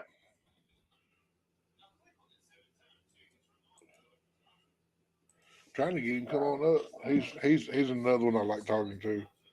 Yeah, Modog, pretty cool. Oh, time is it? God, it seems later than that. Today was a long day. You want to make your day long, you fish really hard all day long and not catch nothing. It makes the day seem so much longer. You're so fucking tired. Tell me about it. The day flies when you're catching fish. Because you just seems like you want to keep fishing, but you run out of time. But if you ain't catching nothing, the day just drags by. I know it, but and you ain't even got to be catching big fish. Just catching fish. It's like you don't want to stop. Yeah. And the time it just gets later and later and later. Yeah, you run out of daylight. That's why I carry generator lights. Modog said he's coming up. He ain't in the basement yet. Keep an eye out for him. He's lurking around there somewhere. Let's see here. How many people's in here? 7. Wow. I know.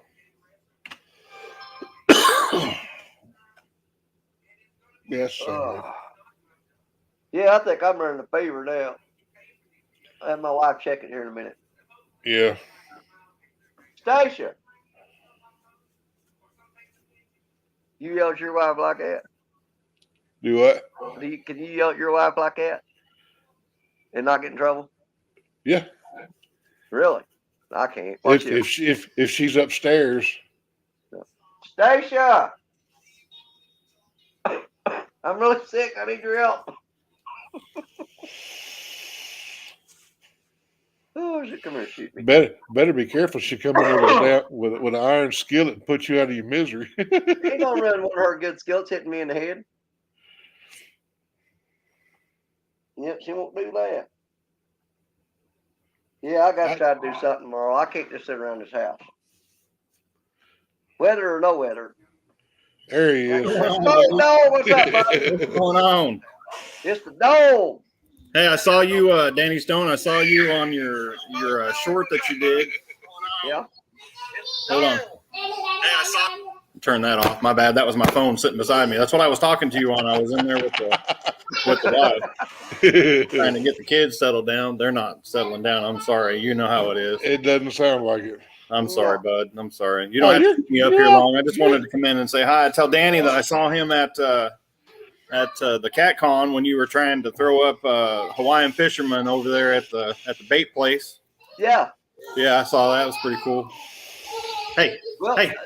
He wanted me to go down there and kind of get a live stream going with them. But man, every time I tried to talk to him, there was people coming up and trying. And I said, like I told him, I said, I felt like I failed him because I promised him I'd do that. But I didn't want to get in their way because they were actually selling product, Yeah, that place was packed. Yeah, but I didn't want people to start, going, well, we're not going to buy it because we're talking to somebody. So if somebody's walking toward the counter, I got out the way. I said, here, man, make your sale. Do it. Do your thing. Right. So, yeah, I would have loved to have got a little more time with them and talk to them, but they were busy enough that they just really didn't need me in their way. Right. No, that was cool though. I like that. That was awesome. Oh, there's Ted. I didn't get to see a lot of that stuff, so I saw it. Look at that. What's up? Every time I had to get on, Modog. Modog was on here. I had to get on. Yeah, you got to. It's a must. What's up, Danny? What's up, Big Skip? Modog. What's up, Ted? How are you guys doing tonight? Hey, man, I'll get those stickers out to you Monday. Awesome, man. I appreciate it. And then I'll send you some back. All right, I just took. I sent. my glasses are dirty. I sent King some for the giveaway. Yeah. And then I sent him some for his personal to put on his board, add into some of his giveaways, whatever you want to do with them. Okay, cool. And I want to, Bob, while you're saying that, Modog, I want to email you my phone number so we could do some texting and stuff too. Okay. Yes, definitely. Matter of fact, Crystal asked me yesterday when I was talking to you. She said, "Don't you just have his number?" And I said, "I don't have his number." And she said, "Well, get it from him because you guys talk too much." Yeah, we'll do that. I'll get your number or whatever, and we can text or whatever. Yeah, definitely. Shoot me yours too, and I will. I'll send you a text back with who it is, so you can save it. Yep, that's fine. You can all have mine. I don't care. I'll put it out in the world. I like them. Put it on your next live, Modog. I mean, there's not enough people in my lives for me to worry about it. That's like while that was going on earlier, Mark texted me and said, "Hey, you got Danny's number?" And I'm like, "Oh wait, I do." He's like, "Never mind, I got him." I'm like, "Damn." You just wanted to use it, didn't you? I got it logged in on my phone too. Big Skip. Yeah. Nice. That's all. Buddy. I like the fact that we can do this, like not only on lives, but talk. Yeah. Right. Yeah, that's awesome. Great. Because there's times that I have problems doing stuff, and you know who I talk to? I call up SFK. Yeah. Yeah. And something I noticed that we've done a couple of times is somebody can start a stream, send out invites to up to 8 people. Once they get in there, you end the stream, but this stays just like it is. Everybody's sitting there talking to each other, but it's like a 9-way private conversation. Yeah. Yeah, it's like a Google Meet. Tell me how to do that third day. And like so you start the stream, get them in there, and then end the stream. I'm in StreamYard, so I go up and I end the broadcast. Yeah. Right. But we're still here. And we can just sit here and talk. Yes. I did not know that. Yeah. Yeah. There was I'd be scared. I'd be scared to hit the wrong button and sure. Yeah, that cotton picker over there. Hey, Danny, I was watching we're still here, man. I was watching your video earlier, the one that said I'm in trouble or I'm going to be in trouble. I didn't get to finish it because the wife came home, but I was going to go back and watch it. But you can help me out. What'd you get in trouble for? Then I don't have to go watch it. I was in trouble because I had a tournament tomorrow, and I could not find a place to fish, so I'm in trouble. Oh. That was the problem. Yeah, see, that's where I got when you were sitting there saying I have nowhere to fish, I don't have anywhere to fish, and then she came through the door, so I had to stop watching it right then. Yeah. Yeah, it was what's that? What are they called? Clickbaiting. So it worked. That's clickbait. Everybody goes, "Oh my God, something's wrong," and they all come in there and watch. That's exactly what I thought. I was like, "Oh, I gotta go see what Danny did." I know how to use clickbait. Well, I mean, I'm having a problem getting people to watch my videos, so I put Ronald McDonald on there. Yeah, but clickbait them. I told everybody Ronald McDonald was my dad back in the day. Now they called me Mick Mo. The Mo burglar. Yeah, I just made up my. That's a good one. That is a good one. Burglar. Mo burglar. Burglar. Yeah, I made up my decal board last night. I put all the LED lights in the bait lab and all that. So I'm going to be anxious to put that up soon here and get it live going with that. Yeah. Awesome. Yeah. My son's birthday was today, so he got his new gaming chair. So he's sitting there. It has speakers all over it. It's all bass. You can Oh, hear him yeah. in there. Yeah, he loves it. He's in there doing that. And then my dad got out of surgery yesterday, and everything went well after 7 hours of surgery. Oh, He that's awesome. Yeah, he got his bladder removed because he had bladder cancer. So they removed his bladder. He's cancer free. He went through chemo for the couple months, ended up getting rid of the cancer, and then they removed his bladder and put a new one in. And I never thought you could do that. So they put I a didn't new one either. in. Yeah, I was it's just getting crazy. ready to ask if he had one of a colostomy bag. No, he said he didn't want it, and he wanted a new bladder, and they gave him a new, and it's called a neo bladder. It's like a That's awesome. synthetic. Yeah, so that's pretty cool. Yeah. Hey, Kaylee. Oh, Danny, she's having fun. I mean, she's going crazy. They're beating each other over there on the other side of the computer right now. I've I got a room in actually the back of the house for my grandkids. I lock them in there. There you go. I've tuned them out because I'm used to that. I'm thinking my granddaughter's over behind me. Sorry. You know how There she she is. is. Hey, Hi. come here. Hi. Hey, girl. Ted. You know Ted. Hi. That's Danny. Hey, Kaylee. That's Big Skip. Hi. Oh, she's sharp as tack, buddy. She's talking good, right? Hey, man, she's. Smart and pretty. Oh. Yep, this is what I do all day. Take care of this one and that one over there on the floor. Yep, that one. She said, "Put your head in here." There you go. This is my 8-year-old. This is my 2-year-old, and that gun over there that's firing is my 4-year-old. Please let go of my head. Can you let go of Sissy? Yes. All right, you guys go play, please. Yes, let's go play. Can you go play? Say bye. Say bye. Bye. Bye.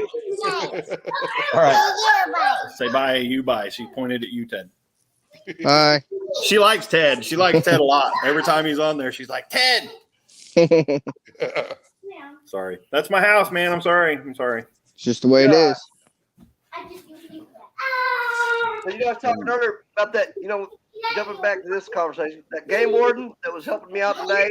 I mean, he was telling me where places I could get to and where I couldn't, and tell me what roads were closed. But I usually fish a spot called is Dawson's Point Conservation Area, and it's a big, huge conservation area. But there's a road that goes along the river's edge for miles and miles and miles, and there's little pit stops in there where you stop fish. And he told me, he said, I know you fish there a lot. He said, you can't even go back there right now because we got the gate up on the levee, closing it to keep people out of there right now. Because, and I went back there with another game warden a few years ago with a good friend of mine. He was buddies with that game warden. And we jumped on side by side and he rolled back there. Well, they opened the gate and we drove through. And the reason they closed it is because there's wood lots on both sides of the levee, real thick woods, that are all underwater, and you could not drive down that levee because there were so many deer standing in the road that they couldn't go nowhere. They were trapped on that levee. Oh, wow. They closed the gate so people don't go back there, because one year that guy go back there just blasting deer, man, just for the heck of it. Oh, man. I'll see if I can get in touch with him before the water goes down, and we'll get another picture. I got a picture of it somewhere. We drove through, and I'm talking literally hundreds and hundreds of deer that are trapped on that levee. Hey, will you take my temperature real quick?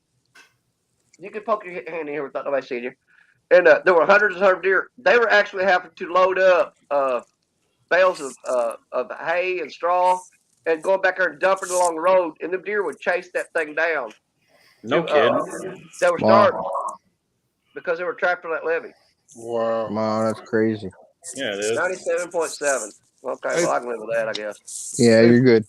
Fluff and Well, stuff. she brought that thing in her Australia's head. in the house. What's up, She Fluff brought and that stuff? thermometer here the other night and stuck it to my head, pulled it back. She goes, it says you're normal. I said, well, that thing's broke. No, that thing's broken. Yeah. That thing's broken. I ain't never been normal. That thing's lying. Yeah. Hey, hey, Danny. You. Hey, Danny, you asked him to take your temperature. I got a little nervous. At least you put it in your ear. Yeah. Well, she got that thing you touched to your temple.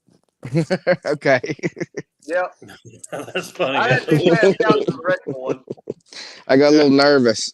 So speaking of game wardens, yesterday I left that pond, right? The pond that I fished at, caught the damn fish. I was on my way home. I called Crystal. What's up, buddy? I said, hey, I'm leaving the pond now, but I got to drive all the way across post base. You know, on post, that's where I fish, which is like another maybe 10 miles is where I was on to the main post to get out. So I'm driving down the road, and of course, you know, I know all the game wardens. They're police that patrol the back area of Fort Sill. So I come up over this hill. You know, I'm doing the speed limit. It's 30 miles an hour on post. I'm probably doing 33, 34 maybe. But behind me comes this big old truck with his lights on. So I pull over, and I'm crapping because a ticket on post is expensive, especially. So he comes up to the door, and I get all my stuff out, and I hand it to him, or I hand it out the window, and he said, Mo-Dog. And I said, yes, because I know him. His name's Rose. And he said, did that scare you? And I said, yeah. And he goes, I didn't want nothing. I just figured I'd pull you over and talk to you for a few minutes. I was like, you're a jerk. You're a jerk. Well, that's good. That's good to know, though, too. Good to know those people. Well, I guarantee you my seat lost a couple inches because of puckered. Yeah. Definitely. What? Can you imagine getting lit up on post and you pull over and he's like, I didn't want nothing, but he was laughing so hard. Like, that's funny. That scared you? I was like, yeah, that scared me. My buddy's a city cop here in PA in Pittsburgh here, and I got pulled over by him one day. I didn't know it was him. I just seen lights, man. I pulled over. I was nervous as heck. I seen him get out, and I was like, "Oh, you jerk!" You know. He come over. He's like, "That scare you?" I'm like, "Yeah." Of course it did. Yes, it did. Heck yeah. I mean, you know, I know them, but they still have to do their job. You know, they're friends. They stop and talk while I'm out there fishing and stuff like that. Matter of fact, I got a couple of them on video and less than that. But, you know, it's one of those, when you pull me over, I'm going to be scared. I called Crystal and she said, did he use his lights? I was like, yeah, he used his lights. She everything. How to make it look real, right? Yeah. I didn't want nothing. I just wanted to talk to you. I was like, what a jerk. Well, I wanted to tell you guys something tonight. I shot a video this morning with my kids, my niece, and my son's buddy. They came over after the birthday party, and we went out and we did some shed hunting and golf ball hunting over here by the golf course. And I had 3 different cameras going. It took me 6.5 hours to edit the video. Nope. I had 3 different cameras, and is that tough with 3 different cameras? Oh, I bet, because you got to keep doing SD cards. Oh my God. I unloaded everything out at once. And then when I did that, I said I shouldn't have unloaded everything out at once. And I should have did something and made some mental notes or even set it on the video while I was doing it, like 1, 2, 3, 4, 5 or something. That's what I think I'm going to do. And then cut it out next time. But I didn't do that. And I downloaded everything at once. And it was just a big blur of hundreds of clips, and I just had to go through them all and look and see, oh, that's the wrong one. I had to move it, put it back in. 6.5 hours for this video. See, that's part of my problem. I have a Chromebook. That's what I'm on right now. That's this. Mm-hmm. I bought it so that I could do editing and this and that. I didn't realize that I had to have so much memory because this has no memory, no RAM, like if I have 2 videos, I can't put 2 videos that I have done on this in order to save them. You need an external hard drive then for that. Yeah, I have a 1 gigabyte, or 1 terabyte, but it's from, you know, I got it before I even went to Iraq, and that was in 2006. So I went down, I was talking to a guy who, you know how they sell the laptops where they say gaming and creators and gaming and all that stuff. So I was just looking at them, and they had a lot of HPs. And I bought my daughter, or Santa brought my daughter a MacBook, okay? Really nice, expensive MacBook. And I'm thinking, well, Santa brought that for her, but Daddy could probably use it to edit. You think I'd be allowed to even touch that thing? I'm not allowed to touch it. How old is she? She's 12. Nope. Yeah. She's 12. And so I went down to the store just to get some information because I'm not a tech guy. I'm a Mo-Dog. I'm like you. I don't know everything about it. But he's like, yeah, I think the MacBooks are good. He goes, but some of these HPs are really good. But you have to get that RAM, certain gigabytes, terabytes, whatever he was saying. You have to have enough of that so you don't need an external drive so you can have videos up there and save them. Well, when I do it on my phone, when I download it off of iMovie and everything and I make my video, and I upload it because I got to save it to my photos and download it as a video off of my photos. Okay. Well, after I'm done with that, I got to erase all of the clips that I got on my phone, take it out, or it won't download. So I got to download it once, and then I got to get rid of everything and then download it again. So you got to really take your time and edit Right. what you want, because if you can't go back and get it, because you got to erase it all. And that's Right. what makes it really tough. Yeah, same. Yeah, we're in the same boat, Modog. I kind of had the feeling you were doing sort of like the same thing I'm doing. So Yeah. it's tough. It's basically the same thing. Once I put it on here, it goes on my save file is Yeah. YouTube. Yeah. Yes, exactly. So Exactly. Excuse me for 1 second. I'm going to set this down real quick. So yeah, my wife told me I needed a gaming laptop. But, Yes. I don't know.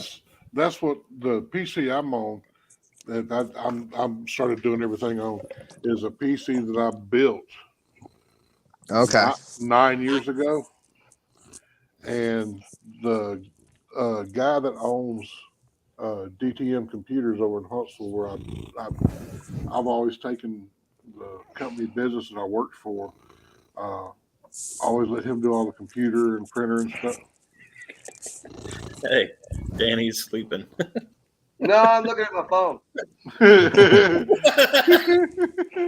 You can't argue with snoring, buddy. I wasn't snoring. And what's so funny is you can't tell which frame it's coming from.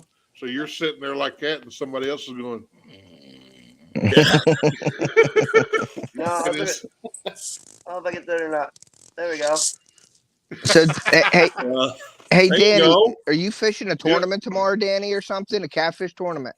Yeah. They rescheduled it for next Saturday because most of the guys I'm fishing against are in boats, Okay. and they're having 55-mile-an-hour winds, storms and stuff. It's too dangerous, so they postponed it till next Saturday. I got you. It's just too dangerous for them guys. I'm fishing tomorrow anyway. Yeah. I mean, yeah, why not? I think my Joey, he texted me a little while ago, wanted to know if I wanted to go check out a couple of different spots. Yeah. So I'm gonna go fishing a tornado tomorrow. That's gonna be a fun video. Yeah. There Well, you go. There you go. make sure you I'll tell you get your wind buffers on your video cameras or whatever. There you go. Yep. Yeah, I had my Joey with me today, and we stopped at the first spot. And I carried the rods down, the camera down, and he carried the bait bucket and the net and the chairs and stuff. And he was carrying stuff, and I was carrying stuff.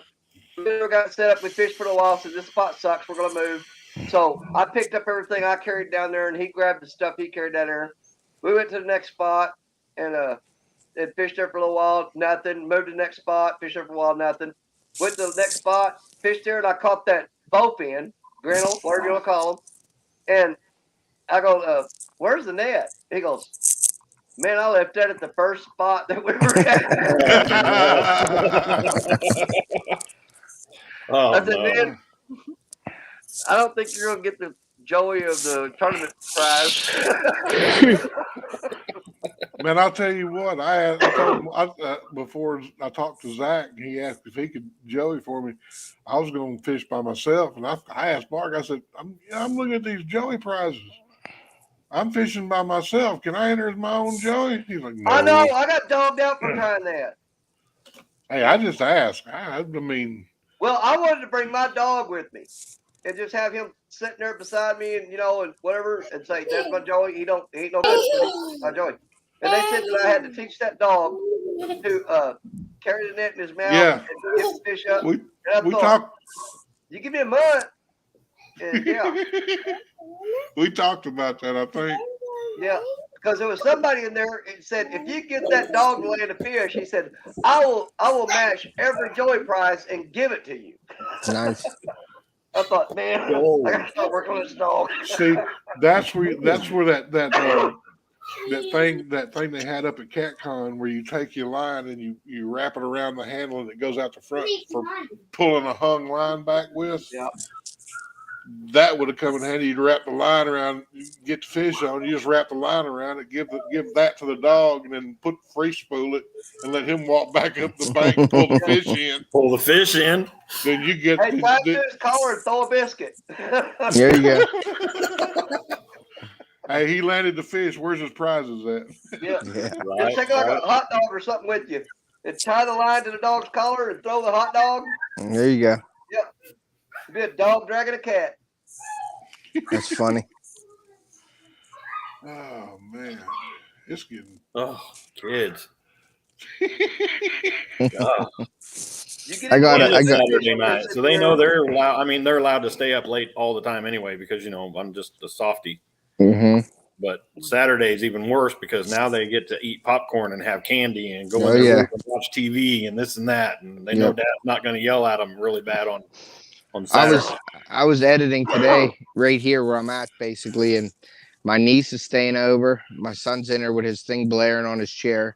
My daughter's in there, and then they decide to play hide and seek. So they're running past me, hiding behind me in the couch, hiding over there, hiding over here. And then you know what they're doing now? They're playing hide and seek with their cell phones. They're texting each other while they're playing hide and seek.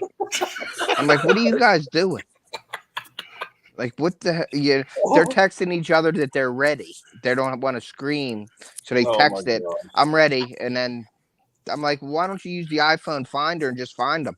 Yeah, right. I was gonna say, call them. What I would, And then you can go find their ringtone. I'm just like, you got to be kidding me. These kids they're getting so advanced, man. It's unreal. I mean, back when I was growing up, when I was, I don't even know, 18, 19, we used to play hide and seek with our trucks and CBs. I don't know if you guys ever did that or not, but because when you're talking to somebody on the CB, whenever they talk, the red light, the green light, and the yellow light comes up farther the closer you get. So yeah. So that's how we used to play hide and seek out in the country. We used to play tag with our trucks. You'd be riding around town, and if you saw one of the other ones, you'd try to sneak up on them, and throw a Coke bottle in the bed of their truck, and then take off. That's funny. That's funny. Yeah, it is. But now they have cell phones that they can just call them and have a ringtone. It's amazing. It's amazing. Could you imagine if we'd have had cell phones back when we were kids and playing kick the can? Can you imagine if we had YouTube back when we were younger? Oh man! No, imagine the things we would be able to show people. I think I'd been I would have gotten a lot less trouble. I don't know. I think I'd have gotten in more trouble. That's all the things that I could have showed them. I would have been in big trouble because there'd have been video evidence. Yeah, you're true. Yeah, you're right. Yeah, just back then we were too stupid to know. You shouldn't be recording that. Yeah, that's what I was just getting ready to say. Yeah, because back then we were just dumb. Now the kids have gotten smarter, but back then if we had cell phones, no. I don't know, man. Some of the stuff you see on YouTube and TikTok, they're dumber than we were. Yeah.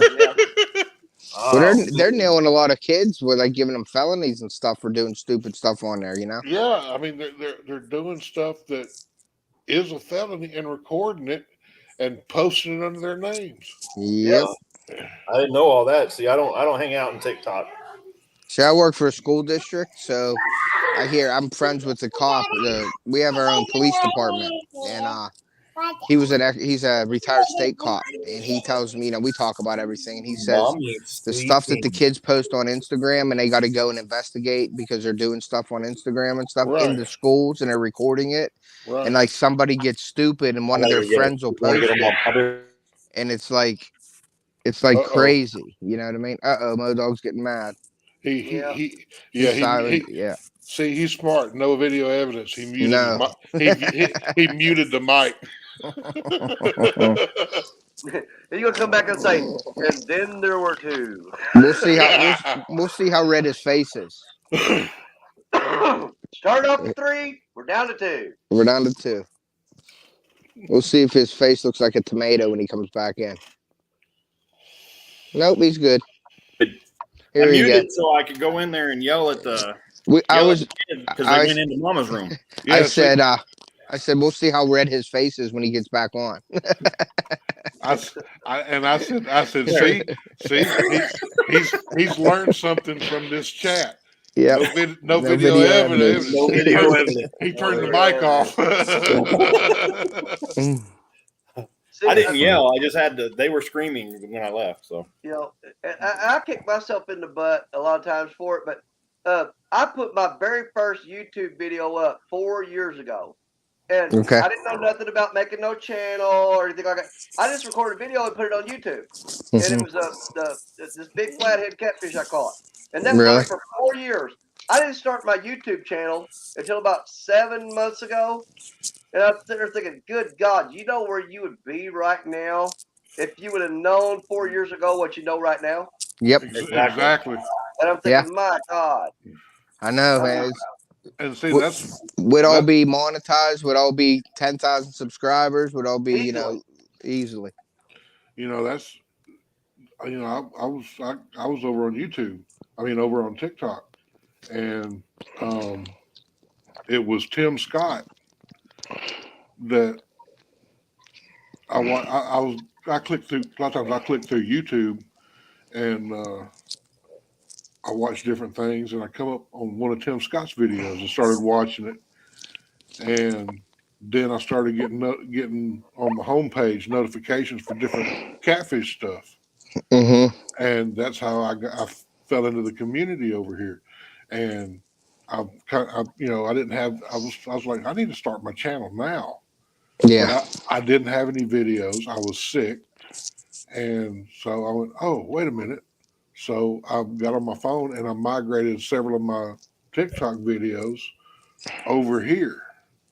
That's why I have, if you look through my videos, you can tell which ones are TikToks because they're vertical instead of Yeah, horizontal. I've seen them. I've seen them. And I mean, I've got I don't think I migrated the full video, but the one where I caught my big fish, that was like a 3 or 4 hour live that I did over on TikTok.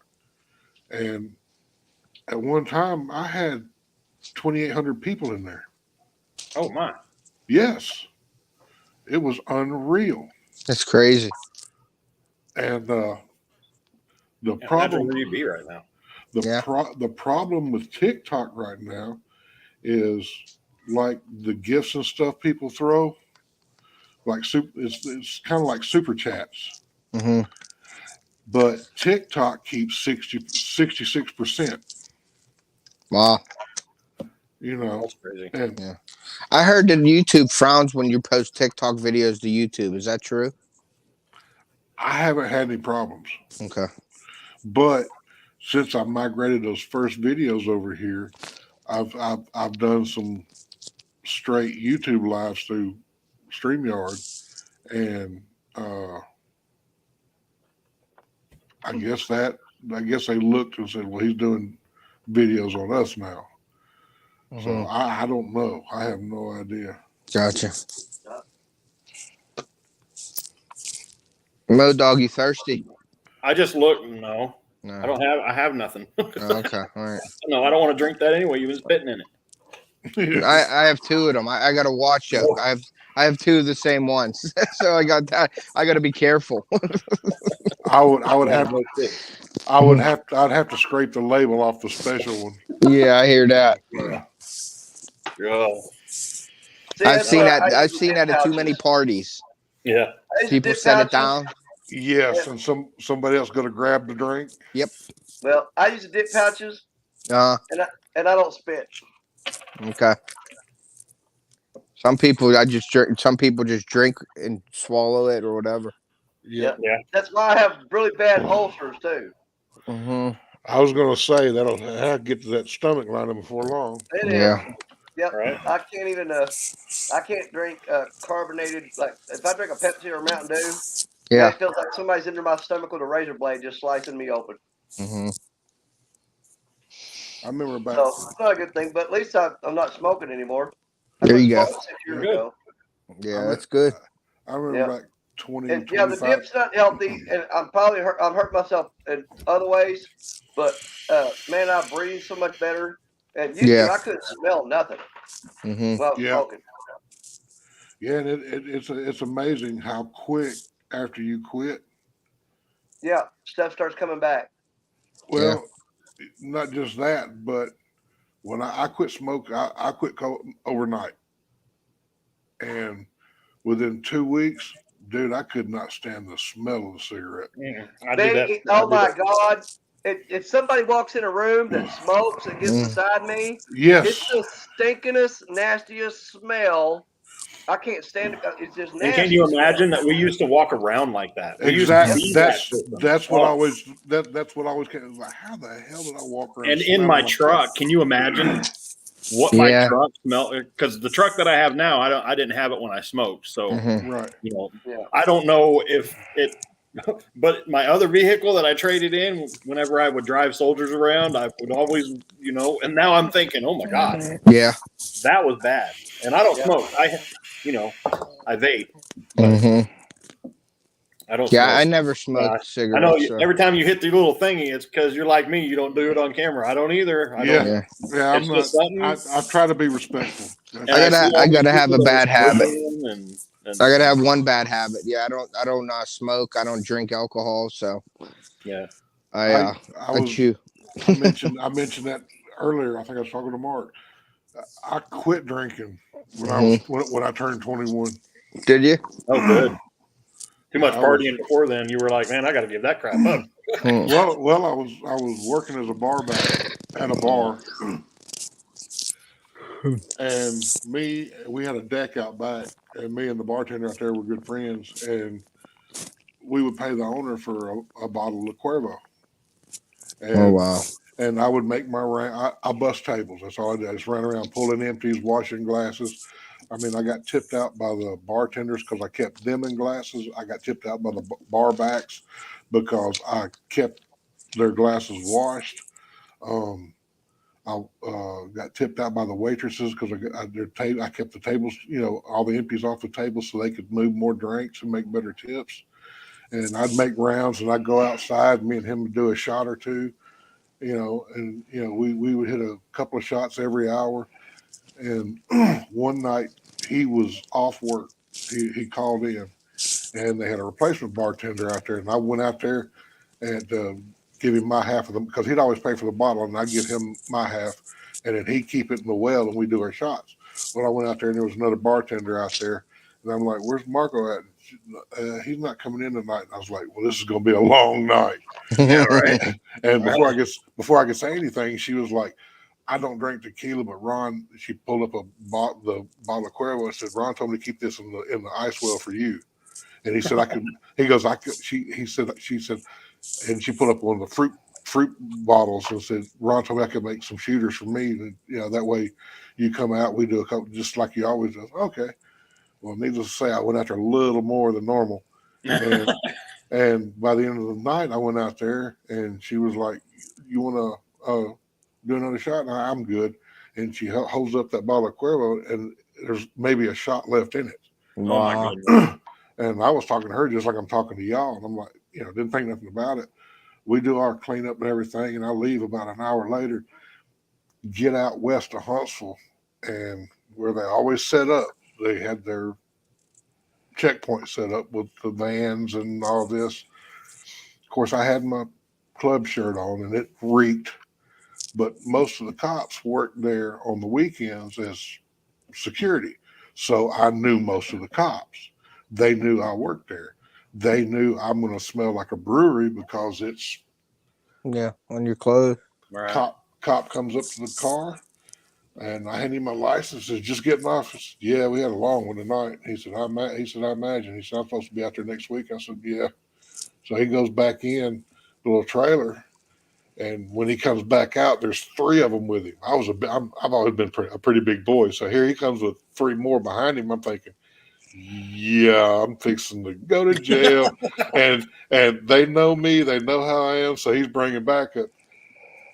He stops at my car. The other three walk on by me. He hands me all my license and says, "Have a good night." Wow. Oh, I drove about a quarter of a mile up the road to a little store, called my dad and told him, I said, "You need to come get me." He goes, "Everything okay?" I said, "Yeah." I said, "But I've done something that I've only heard about." And he goes, "What?" I said, "I have drank myself sober." Hmm. I mean, I was just as coherent and sober as I am now. Hmm. And from that night on, nah. Yeah.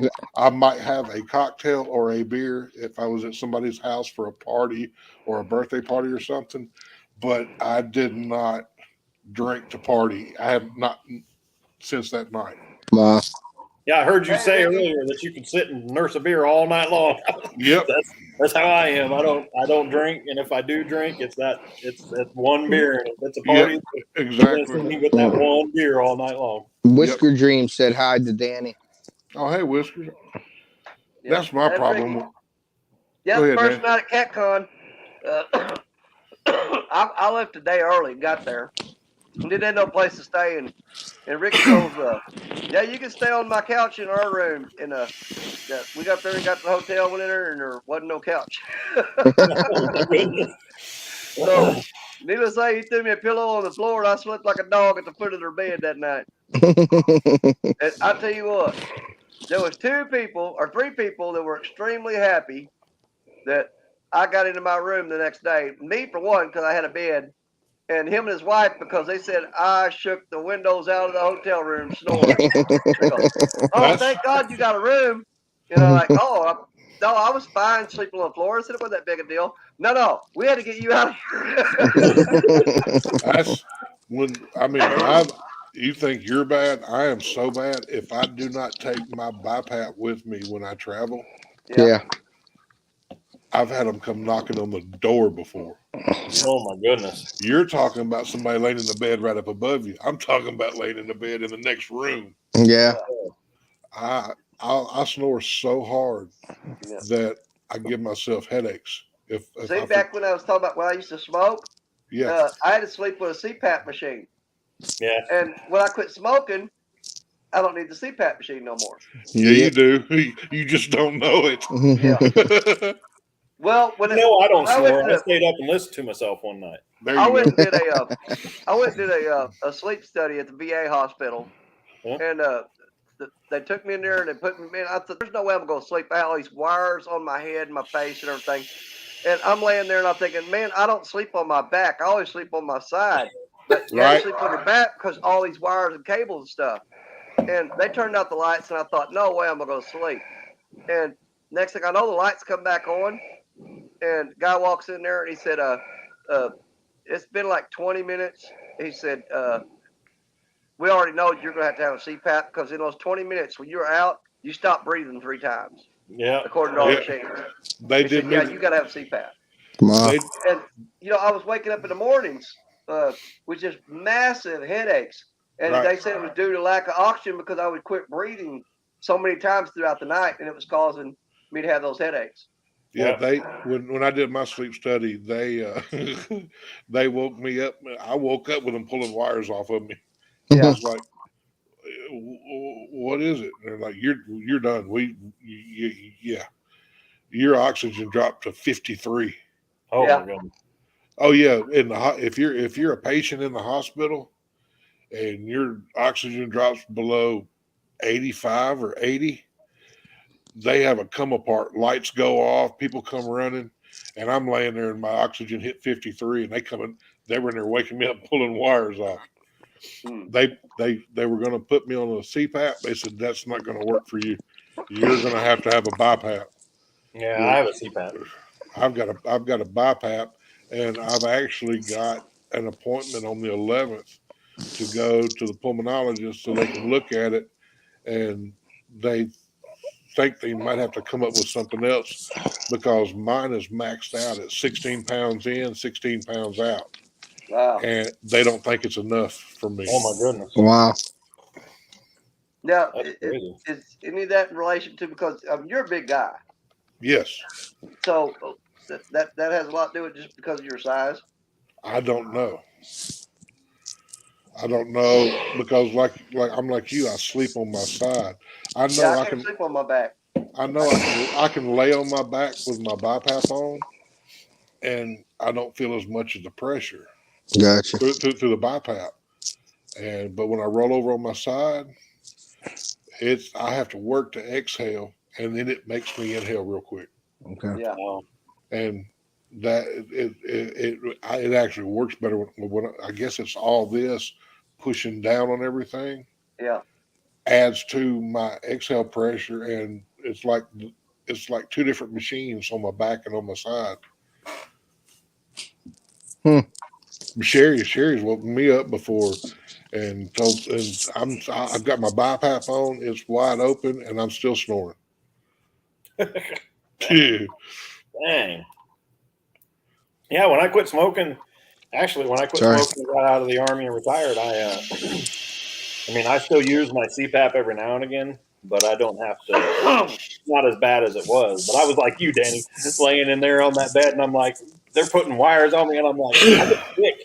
I actually get to where I'm going to throw up if I am laying on my back. Yeah. Sinus And they were like, no, you're fine. everything.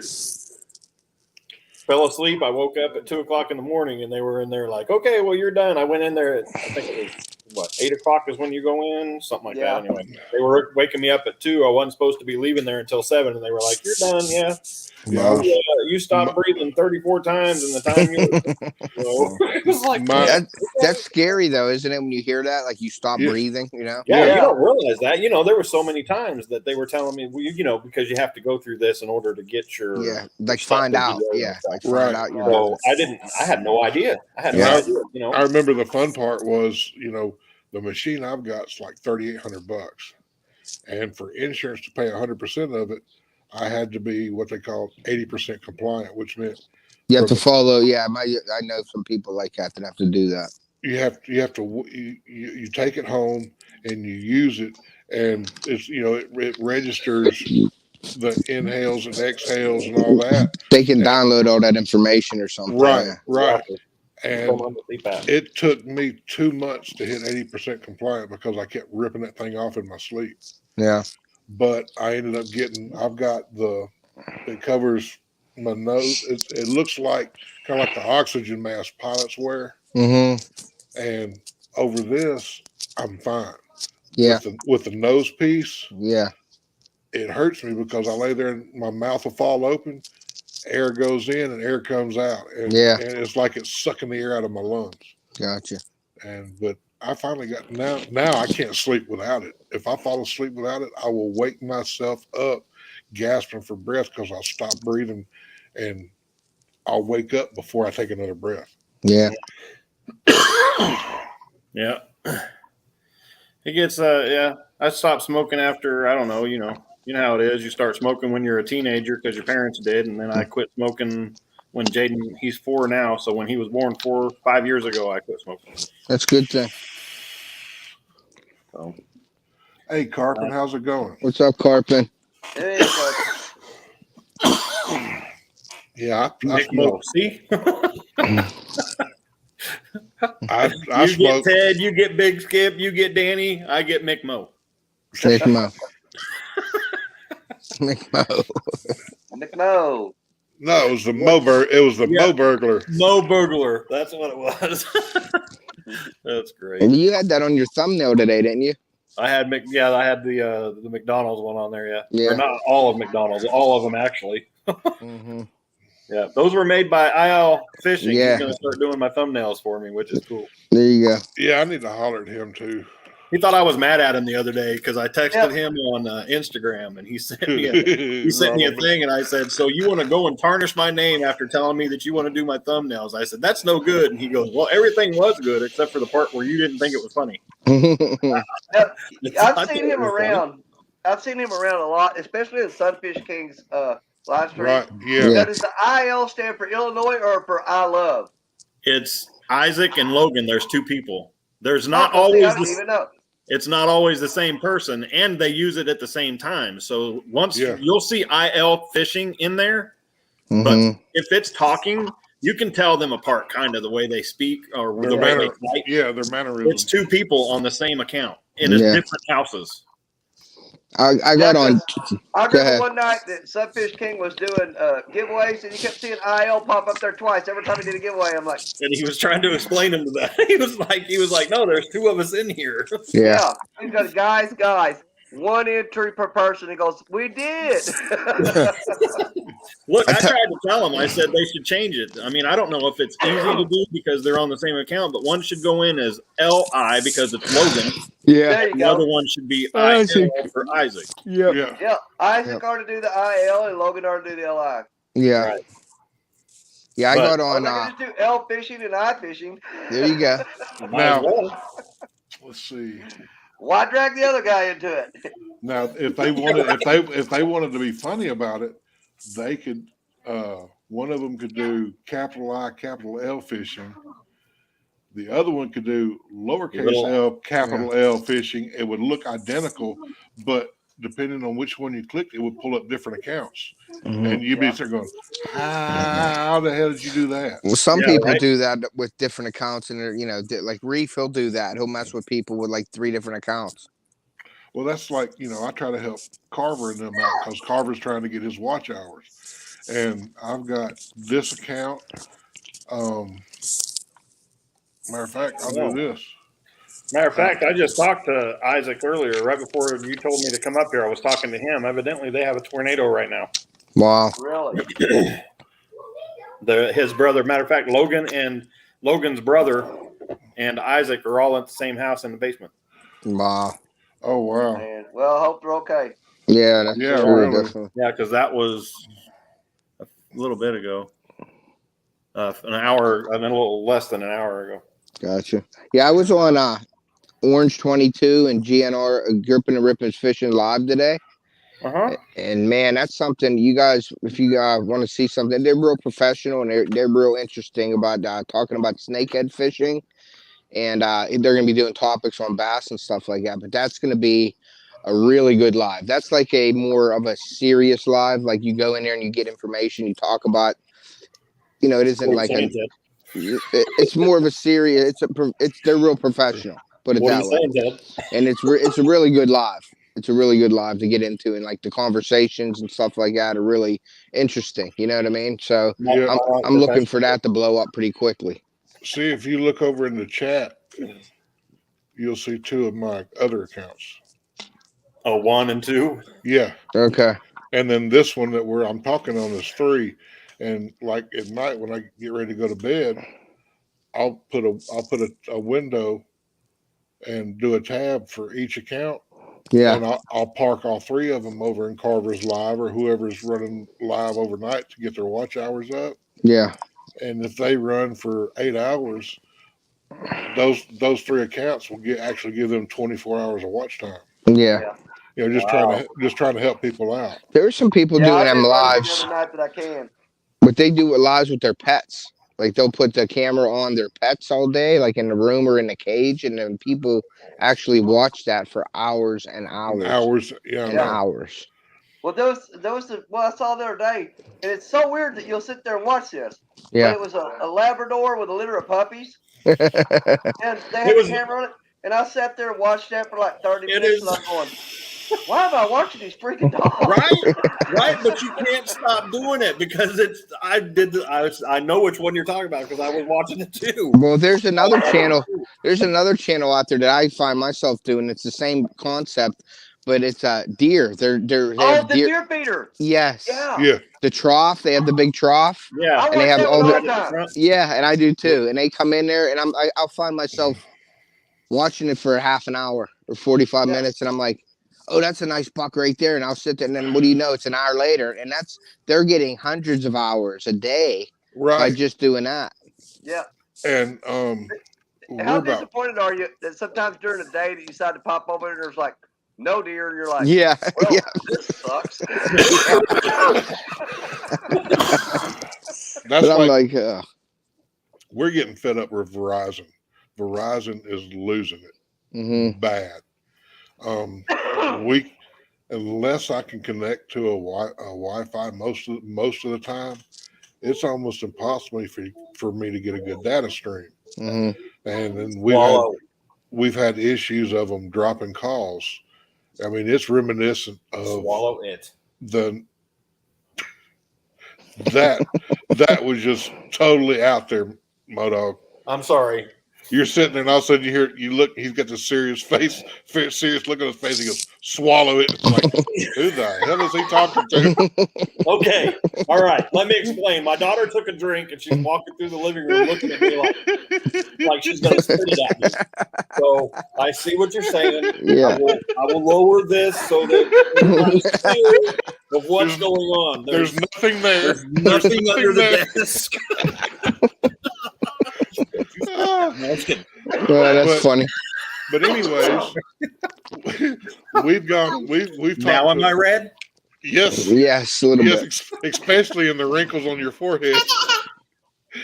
But we talked to a rep at T-Mobile. Uh-huh. And both of our Verizon phones, he put T-Mobile chips in them, and they worked. Uh-huh. So he did the little thing, and with the stuff they got going, for about $10 a month less than I'm paying now for two phones and her watch, we'll have our two phones. We'll each have a watch, plus I'll have a new phone. And what I'm thinking about, I'm going to use the second phone to help, like a camera with lives and stuff. Mm-hmm. But another thing I was thinking about doing is taking one of these two accounts I've got over that's in the chat right now and start running it up. My wife is big into hummingbirds in the spring and summertime. There you go. We're gonna have a bunch. We're gonna have a bunch of she's gonna put a bunch of Grits and Glamour just did that for a little bit with his hummingbirds. Oh, there's a guy. He did that.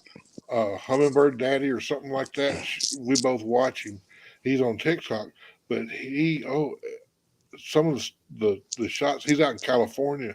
Yeah. And some of the shots he gets with those birds. Yeah, it's awesome. And you click over there, and there's 15,000, 18,000 people in his stream watching his stream with the hummingbirds. And I thought about setting that camera, that phone up, plugged in and everything, so it'll just run. Yeah. During the day while we're at work, and letting it on the feeders or whatever. And then I'll get that account built up, get it monetized, and let that one be the money maker, and then I can do what I want to with this one because I was in a live stream one night and they were talking about growing accounts and stuff, and I just came right out and I said it. I said, if you're trying to make money with YouTube and to the point where you can actually pay your bills with it, you ain't gonna do it fishing. Nope. Yeah. You need to start a new channel with nothing but stupid cat videos, something like that. I said that one will pay your bills. Yeah. So there's a guy, I don't know if you guys have seen him, but all he does is live stream a fish tank. Yeah, I've seen it. Yeah. And it's nothing, his channel is nothing but every day of this fish tank. People watch it. Yeah. Oh my God. But then again, if you like the sound of the fish tank and the bubbling of the aerator and stuff like that, then yes, it's relaxing and you can use it, but he's got more subscribers than Ted. Yeah. There's a channel that I watch called Bama Bass, and he's got a weekly, he puts a video out every Friday. They've been building a 5-acre pond. Yeah. That's awesome. Start to finish. That's a great series. Yep. I've watched every one of the videos, and I look forward to the new video each week. Yeah. I think this next one, they're going to add some of the big fish. Okay. Yeah, because they had a leak in their pond. Did they fix the leak?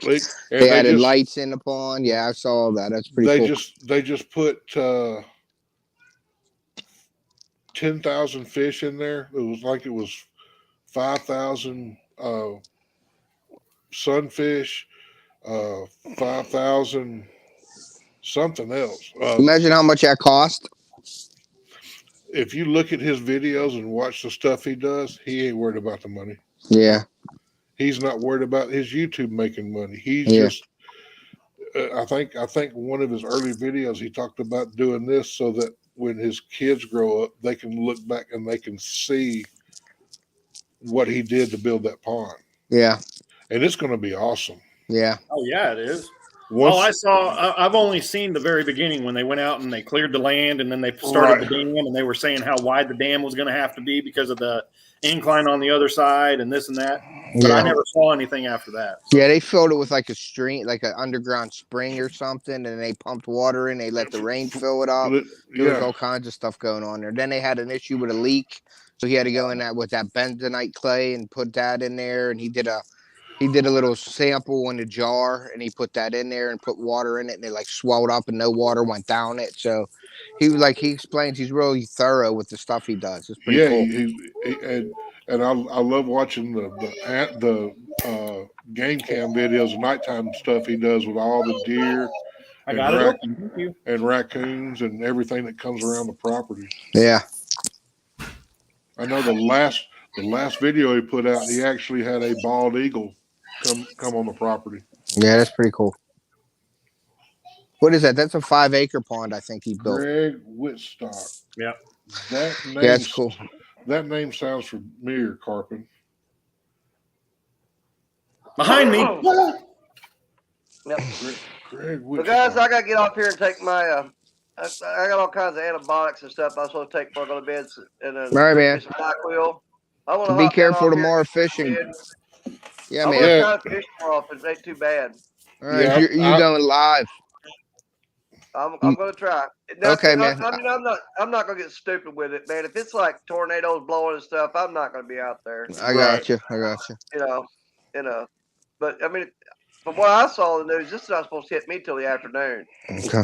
Yeah, It might be that's- good then. It that's might be when- good in the morning.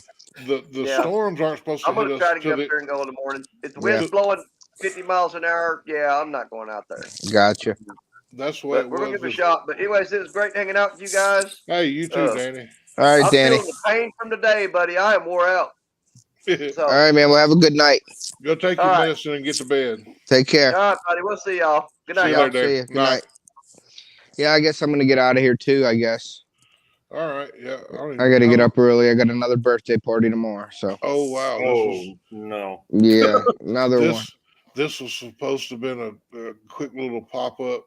2.5 hours later. 2.5 hours later. Trash talking video for everybody in the tournament and stuff, and yeah. Oh, That's wow. all right. I mean, But you yeah. knew when you asked me to come up on panel what you were going to get. No, this is the stuff I like to do. Yeah. You know, no specific topic, just friends getting together and talking. Yes, and sir. Trying to remember to get over to keep an eye on chat. Yeah. I mean, They haven't been doing anything over there. I've been keeping an eye on it. Yeah, I've been watching Well, it In myself. case Carpin was getting out of line, you know. Well, if you look up in the top left hand corner, I don't know if y'all see it, but we've had one viewer for I don't know how long. Mm-hmm. And, I think the viewer thing is just how many people actually talk in the stream side. It doesn't really show you how many people are in your lives at all. It doesn't. Yeah, because I can tell you right now, it should never drop below 3. 3. Yeah, I mean, because there's you're us in 3 here. right So. Yeah, I mean, I've got both of my counts in. Did you try refreshing it, Big Skip? Did you hit refresh on it? Sometimes that will bring them back up. You know, I never have tried that. Should I try that right now to see what happens? Yeah, Will try. it kick Just it hit the off? refresh button, and he's gone. What did He hit the wrong button, I think. he hit the refresh on the StreamYard. Yes, he didn't hit the refresh on the chat. No. There Wrong he is. refresh. Yes, that's what we just said. Jello's in here. You got another viewer. I just seen Hey, Jello. Jello. Refresh the chat, Modog. Yeah, not the stream. See, listen, I have no refresh on my side. Okay. Okay. I don't Sorry. either. Sorry. I said, is this going to kick me out? Boop. Yep. I don't know if y'all seen it or not, but I've been playing with a site called oh God, what is it? But you can make intros and outros for that you can save. Mm-hmm. Yeah. And I put Mine is, I don't use it anymore. What's it called? I made this one. I'm gonna pop it real quick. It's just I think it's 10 seconds. Mine is thumbnail making. What, popcorn at 12:30? Yeah, it's gonna be too late. Too late for popcorn. Except Modogs could eat it this late. Did that show up? I like that. Yeah, it was awesome. How Place did it. you do that? Because I don't know how to do that. Place it. Do that again. Please. I missed it. My son was talking to me. Tap for sound.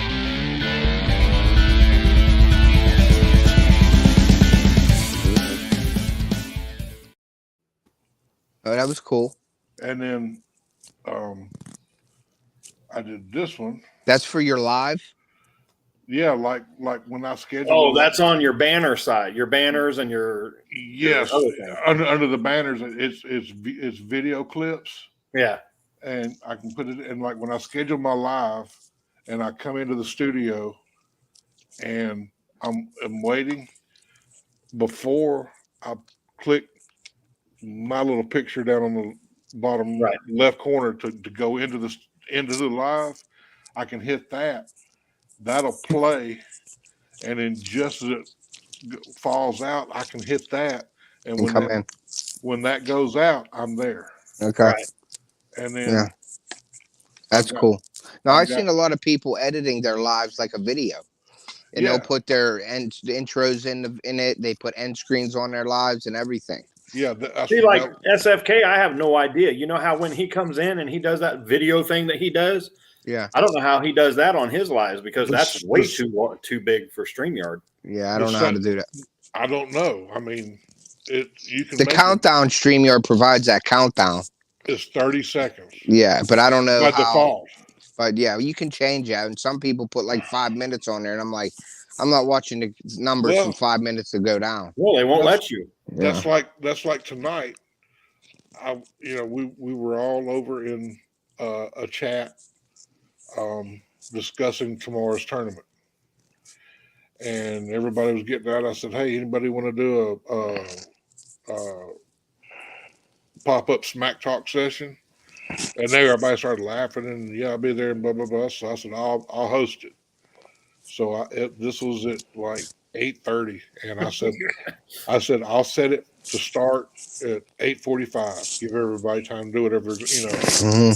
So I did that, and then it rolled around and it started, and I'm sitting there and I'm waiting for somebody to come in and then roll the intro. And I just popped in and was sitting there, and then I don't know, 3 or 4 minutes, a couple people came in, and then the guys came in and got up on the panel, one at a time. So we had everybody. And but that's you can take a video and upload it to the video clips. So you can make a video like what you're talking about, SFK does, and upload it into one of those slots, because I've got the countdown, I've got my intro, I've got my outro, and I've still got slots for other videos. And that's for the live stream. That's for this stream we're in right now. Right now, okay. Yeah, I do it from my phone, so I don't have all those options. If I went to a computer, I'm sure you're on a computer, right? Yes, I'm on PC. See, I do. I usually live stream through my phone. Every once in a while, I'll get on my computer, but I live stream through my phone, and I don't even have all those options. And I don't know if you do either, Modug, if you're using an iPad or whatever. No, or that's what I'm saying. Whenever I do that, if I try to do an intro, like I tried to put a 2-minute intro, just the one where I'm talking about that 4-pound, 10-ounce bass that I caught, that was my skunk saver. Mm-hmm. It said that one was too long. Like I said, that little intro I made for 10 seconds, just something to throw up there. When the live stream started, if there were people in the chat already. Yeah, because I'd like to throw out my symbol in my song, my intro song, and for 6 seconds, 10 seconds at the maximum. Yeah, but I don't know how to do it. Placeit.net. I think it's placeit. Hold on, I'm gonna throw it one more time. If you look in the bottom right corner, placeit.net. Let's see.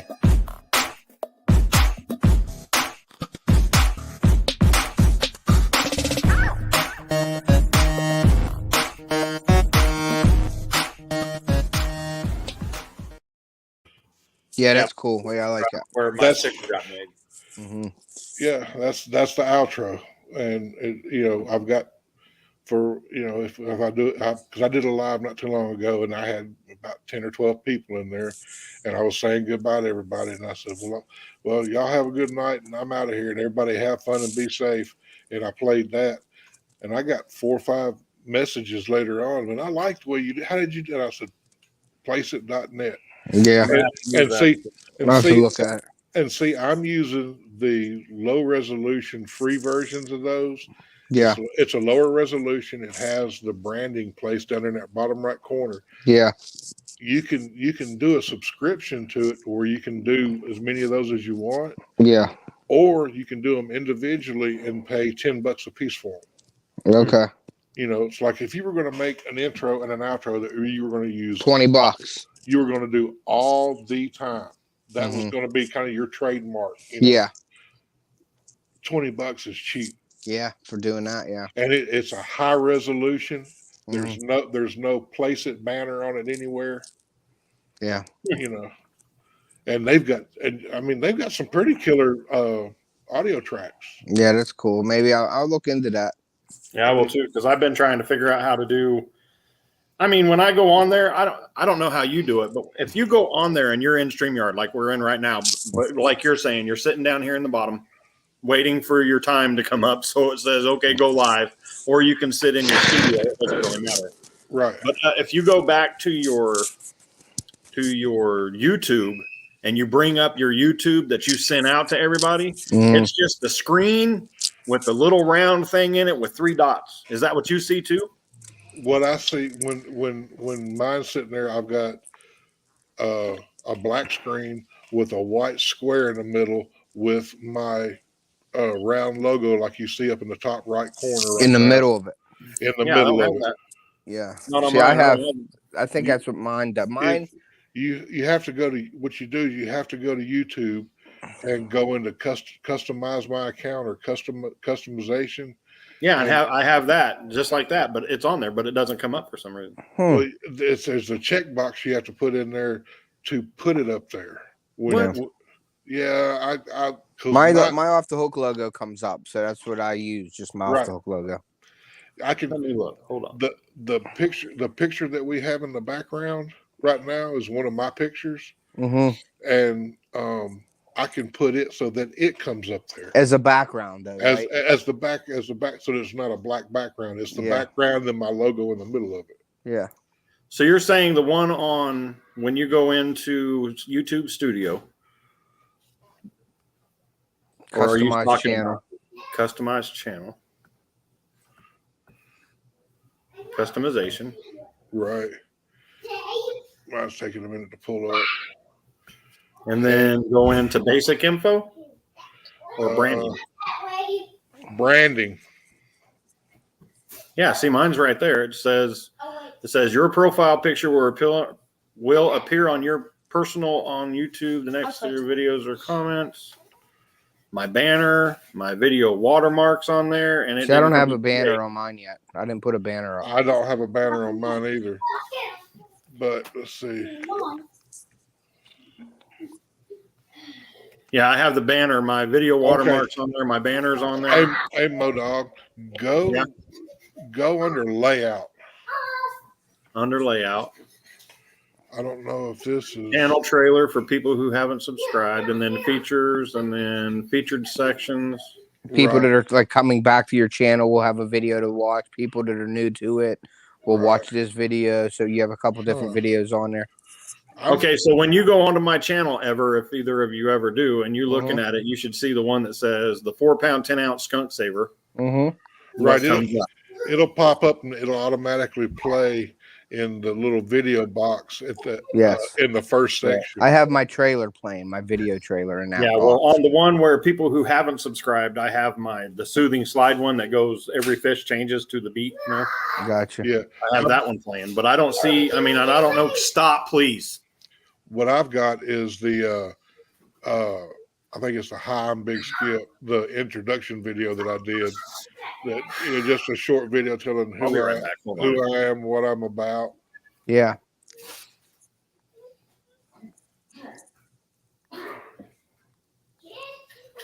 Yeah, I don't know. I'd like to learn how to do that on StreamYard, but like I said, I use my phone, so I don't have all those options like on my StreamYard. But when I got on my computer with StreamYard, it was like so much more stuff that you could do. You know what I mean? That's the way I am with this because I can't. Because you can do a ton more stuff on a computer screen than you can with a phone or an iPad or something. You know? Right.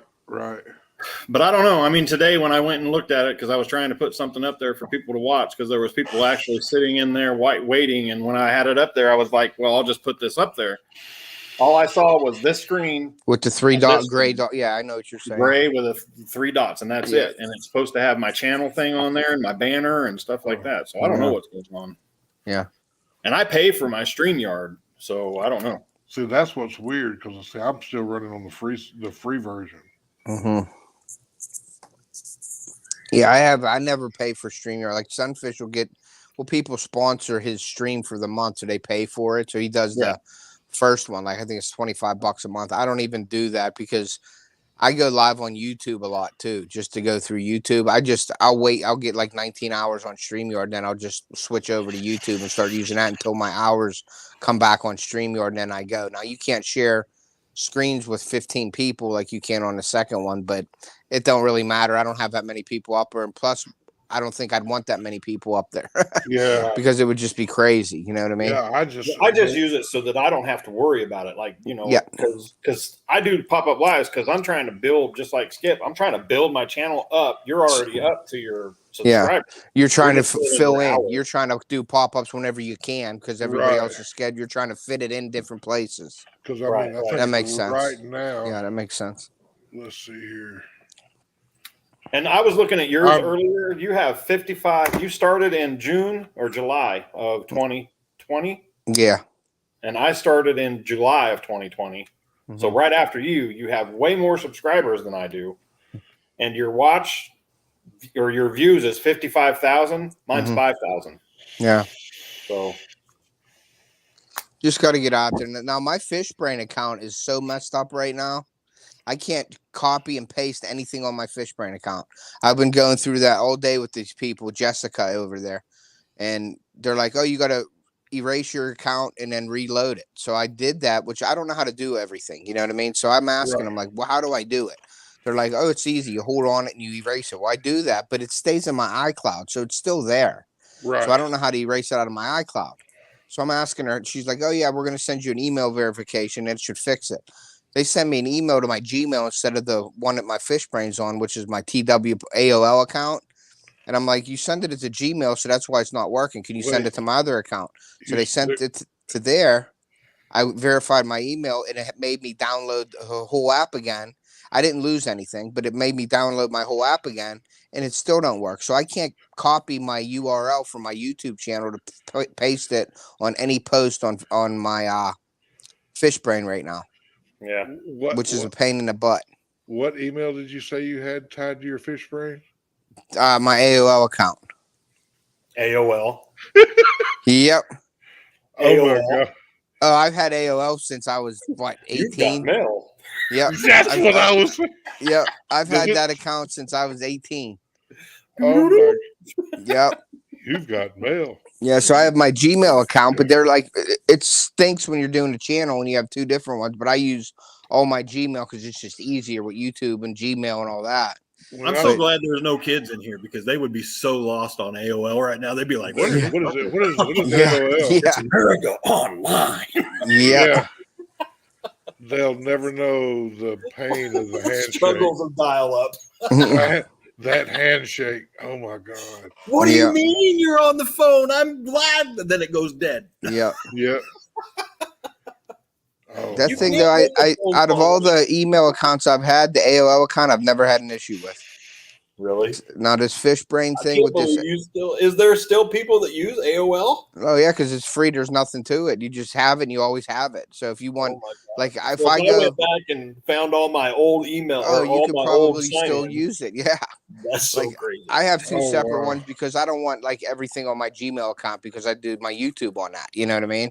So I just use my AOL. If somebody wants a like business or something, I just give them the AOL account and there you go. You know what I mean? I can see you laughing up there when you said AOL. I knew exactly. I knew exactly what you were talking about. Yeah. I But tried yeah, when I started getting into the social media thing. Um, I tried to brand everything and run it under the same my my TikTok, my YouTube, my I'm setting up an Instagram because everybody told hmm me I need my email. Everything is Big Skip Fishing, yeah, and I'm probably before long going to do a website yeah. because I I'm just thinking, don't want to pay for the website. They're expensive. dude, you can get free ones. Yeah, but then you got to do all the work too, though, and it's really hard to mess with them. That's why I didn't mess with my for I'm my baits and stuff like that. I wasn't I'm paying. I'm It was looking at like $90 a month for it. I'm like, nah. I'm looking at Wix. Okay. I'm looking at Wix, which they have some real good Yeah. uh non cookie cutter templates. Gotcha. Gotcha. Um, used to for my photography, hmm I paid I paid a one time fee a year for at GoDaddy for my Yeah, my that's what I looked at too. my my GoDaddy. my, my domain name, hmm which was Big Skip Photography, hmm and I went to a website called SmugMug that you could upload your pictures to, hmm and you could make different albums, and I would usually do an album per race. I would go in, I would set my photo prices at for 8x10s, 11x14s, 20x30s, 24x36. hmm Okay. I could choose which photo lab I wanted to print my pictures. Okay. And through SmugMug, if you say you went in and you found 3 pictures of your car at a particular race in that album, you could place your order for those photos. SmugMug would take the order, they would send the order to the photo lab, they would collect the money for that order, they would pay the photo lab for printing the pictures, who would drop ship directly to the customer. hmm And That's like the then, Teespring with the T-shirts. yeah, but I've heard Teesprings, Yeah, it's you you, tough. you got to jump through. You got to know, like in the branding up there, and you got your brand color. You, hmm you've got the pound Yeah. E2182C You for got to And know the exact color. yeah, Yeah. you and got I to I and it always said when I want a Teespring shirt, I could hang it up without a hanger. I could stand it up on the table and it would stand up itself because their quality of their T-shirts, they give you the cheapest quality shirts that you can get. And right. it's like wearing sandpaper. You know what I mean? I mean, I'm the type, if I want hats or I want T-shirts, Yeah. I have a friend that owns his own company called you may have seen is Drag Life. hmm They're an apparel company, and he's a smart man. What he used to do was at where he would set up at the races. hmm If one of us photographers came up to we'd always come up and say hi. First words out of his mouth, "Hey, it's gonna be cold this weekend. You need a hoodie. You need a." He would give us the stuff Yeah. because we were the ones standing out there on the edge of the track in front of everybody. Yeah. And Advertising. exactly, Yeah. he took care of the photographers. I still got Drag Life hats. I've got a Drag Life hoodie that I wear when I fish. Yeah. And I can call him up and say, "Hey, Brian, I got a question for you." Because they screen print all their own shirts. Yeah. They embroider their own hats. Yeah. He's got one of the 10 hat machines that he That's puts what I had a hat done. I tried to sell them to people. he throws 10 hats on there, hmm hits the go button, and it embroiders 10 hats at a time. Yeah. Now that's That's good when cool. you're doing that, but like I tried going through a company to sell hats embroidered. Mm-mm. I got to sell a hat for $45 and nobody's buying a hat for $45 to No, make $5 on a hat or $4 on a hat. I no. can't do it. I was like, nah, that's goofy. So what I'm doing is I'm going to buy my own equipment. I'm Right. buying my printer. I'm buying the dye sublimation. I'm buying the heat press, and I'm going to do everything myself. And I'm going to make my own shirts. And then maybe if it spills over into YouTube and say, Modog says, "Hey, can you make me 5 shirts?" Yeah, sure. And I can make 5 shirts and I can maybe make some money doing it that way. So I'm going I to mean, buddy, invest. you never have to worry about that because I don't know 5 people that wear my shirt. These shirts that I wear, the fishing shirts. I think you've got one on, don't you, Modog? No, not right now, but yeah, that's No, what I I use usually wear. I use the performance shirts. I don't mess with t-shirts and That's Yeah. what they're well, that's almost what the dye sublimation has to be on, that polyester. That's the only way. right. Dye sublimation on cotton will burn. It's too hot, so you can't Right. put it on cotton. So you have to dye sublimate Modog shirt. That's why all my shirts that I sold, I went a different route because everybody was selling the t-shirts and stuff. Wear my t-shirt, but I don't fish in a t-shirt. I'd sweat my, you know don't what either. off. Yeah. I use a performance shirt. So I went That's and what got performance shirts, and I've got the dye sublimation so they don't fade and they last forever until you ruin them. You know what I mean? Not only that, but like if I'm out fishing and I start to get hot, Mm-hmm. I'll take my shirt off, throw it in the river, take it out and wring it Oh out yeah, cools you down. Yeah. and put it on. Yep. And it's like wearing an air conditioner. Yep. Yep. Yeah, Modog, like anybody, like, and I don't want to sound like a jerk saying this, so please don't take this the wrong way. But Already anybody done. that, okay, anybody that fishes and they go out and they're seriously fishing knows that you got to have sun protection. You got to have good clothing to fish all day or in the elements. Right. And a t-shirt's not going to cut it. Now, if you want to get your name out there and you want to sell shirts to wear during the day, but if I'm out there videoing and stuff like that, that's why I went with my performance shirts, because I always wore performance shirts or face mask or hoodie. But the hood isn't like a cotton hoodie that I put on. It's one of Modog shirts with a hood on it. It's real light. It just covers your head, Right. like his face mask. You know, I wear those because sometimes I wear gloves too, because I'm out there frog fishing in the high sun and it's brutal. And so I wanted something to protect you, and that's my style. And I just didn't want to say, okay, I'm going to sell off the hook t-shirts because I'm fishing with my stuff. So I want you to fish with my stuff. So I would say that somebody that knows anything about fishing is not wearing t-shirts out on a kayak or boat or anything like that. No, never. You never. Yeah. You will never. You will never ever see me in a t-shirt out of my kayak. If I'm not wearing, you'll see me with my sleeves rolled up, but that's still my. Yeah, I'll have a short slurve performance on or something sometimes. My wicking shirt always. I'm always in these long sleeves when I'm fishing. Yep, they're the best. And I'll actually, if it's chilly out, I'll put a short sleeve performance shirt on, a long sleeve performance on, and then I'll put my hoodie on over top. But they're all, and it's only like this thin because they're all performance shirts. Yep. But it's like a layering. So during the day, if it warms up, I could take the shirt off, take the long sleeve off, leave the short sleeve off, and the hoodie to protect from the sun, or take them all off and just put the hoodie on and throw my hood up for the back of your neck, because you know how that gets. You burn your neck in a heartbeat. If in a couple of my TikTok videos, I'm wearing a darker blue, the one I usually wear when I fish. I'm wearing that, but I'm wearing an old straw hat. I'll be right back. I'm gonna get a couple real quick. I'll be right back. All right. Yeah, I don't use them, and that's the problem with me is trying to open this store that I'm trying to open. Right. And I mean, yeah, I can do t-shirts and have people out there with Modog on my t-shirt, you know. But and I have some t-shirts that I wear. But no, if you're going to be out there fishing, and I'd rather you be out there fishing in something comfortable. If you're going to wear my shirt, it's going to be something that I want. And I can't find a company that will make my fishing shirts. Right. Like he said, these shirts right here, they use the dye sublimation. You know, just like all the pro staff shirts you see on the cat fishermen in these big tournaments. Right. Those are what I want. That's what I want. But they want a freaking arm and a leg, and I can understand. But you know, I'm small time, so that's why. I've got a couple of crew shirts from our drag racing photography. All right, so I am back.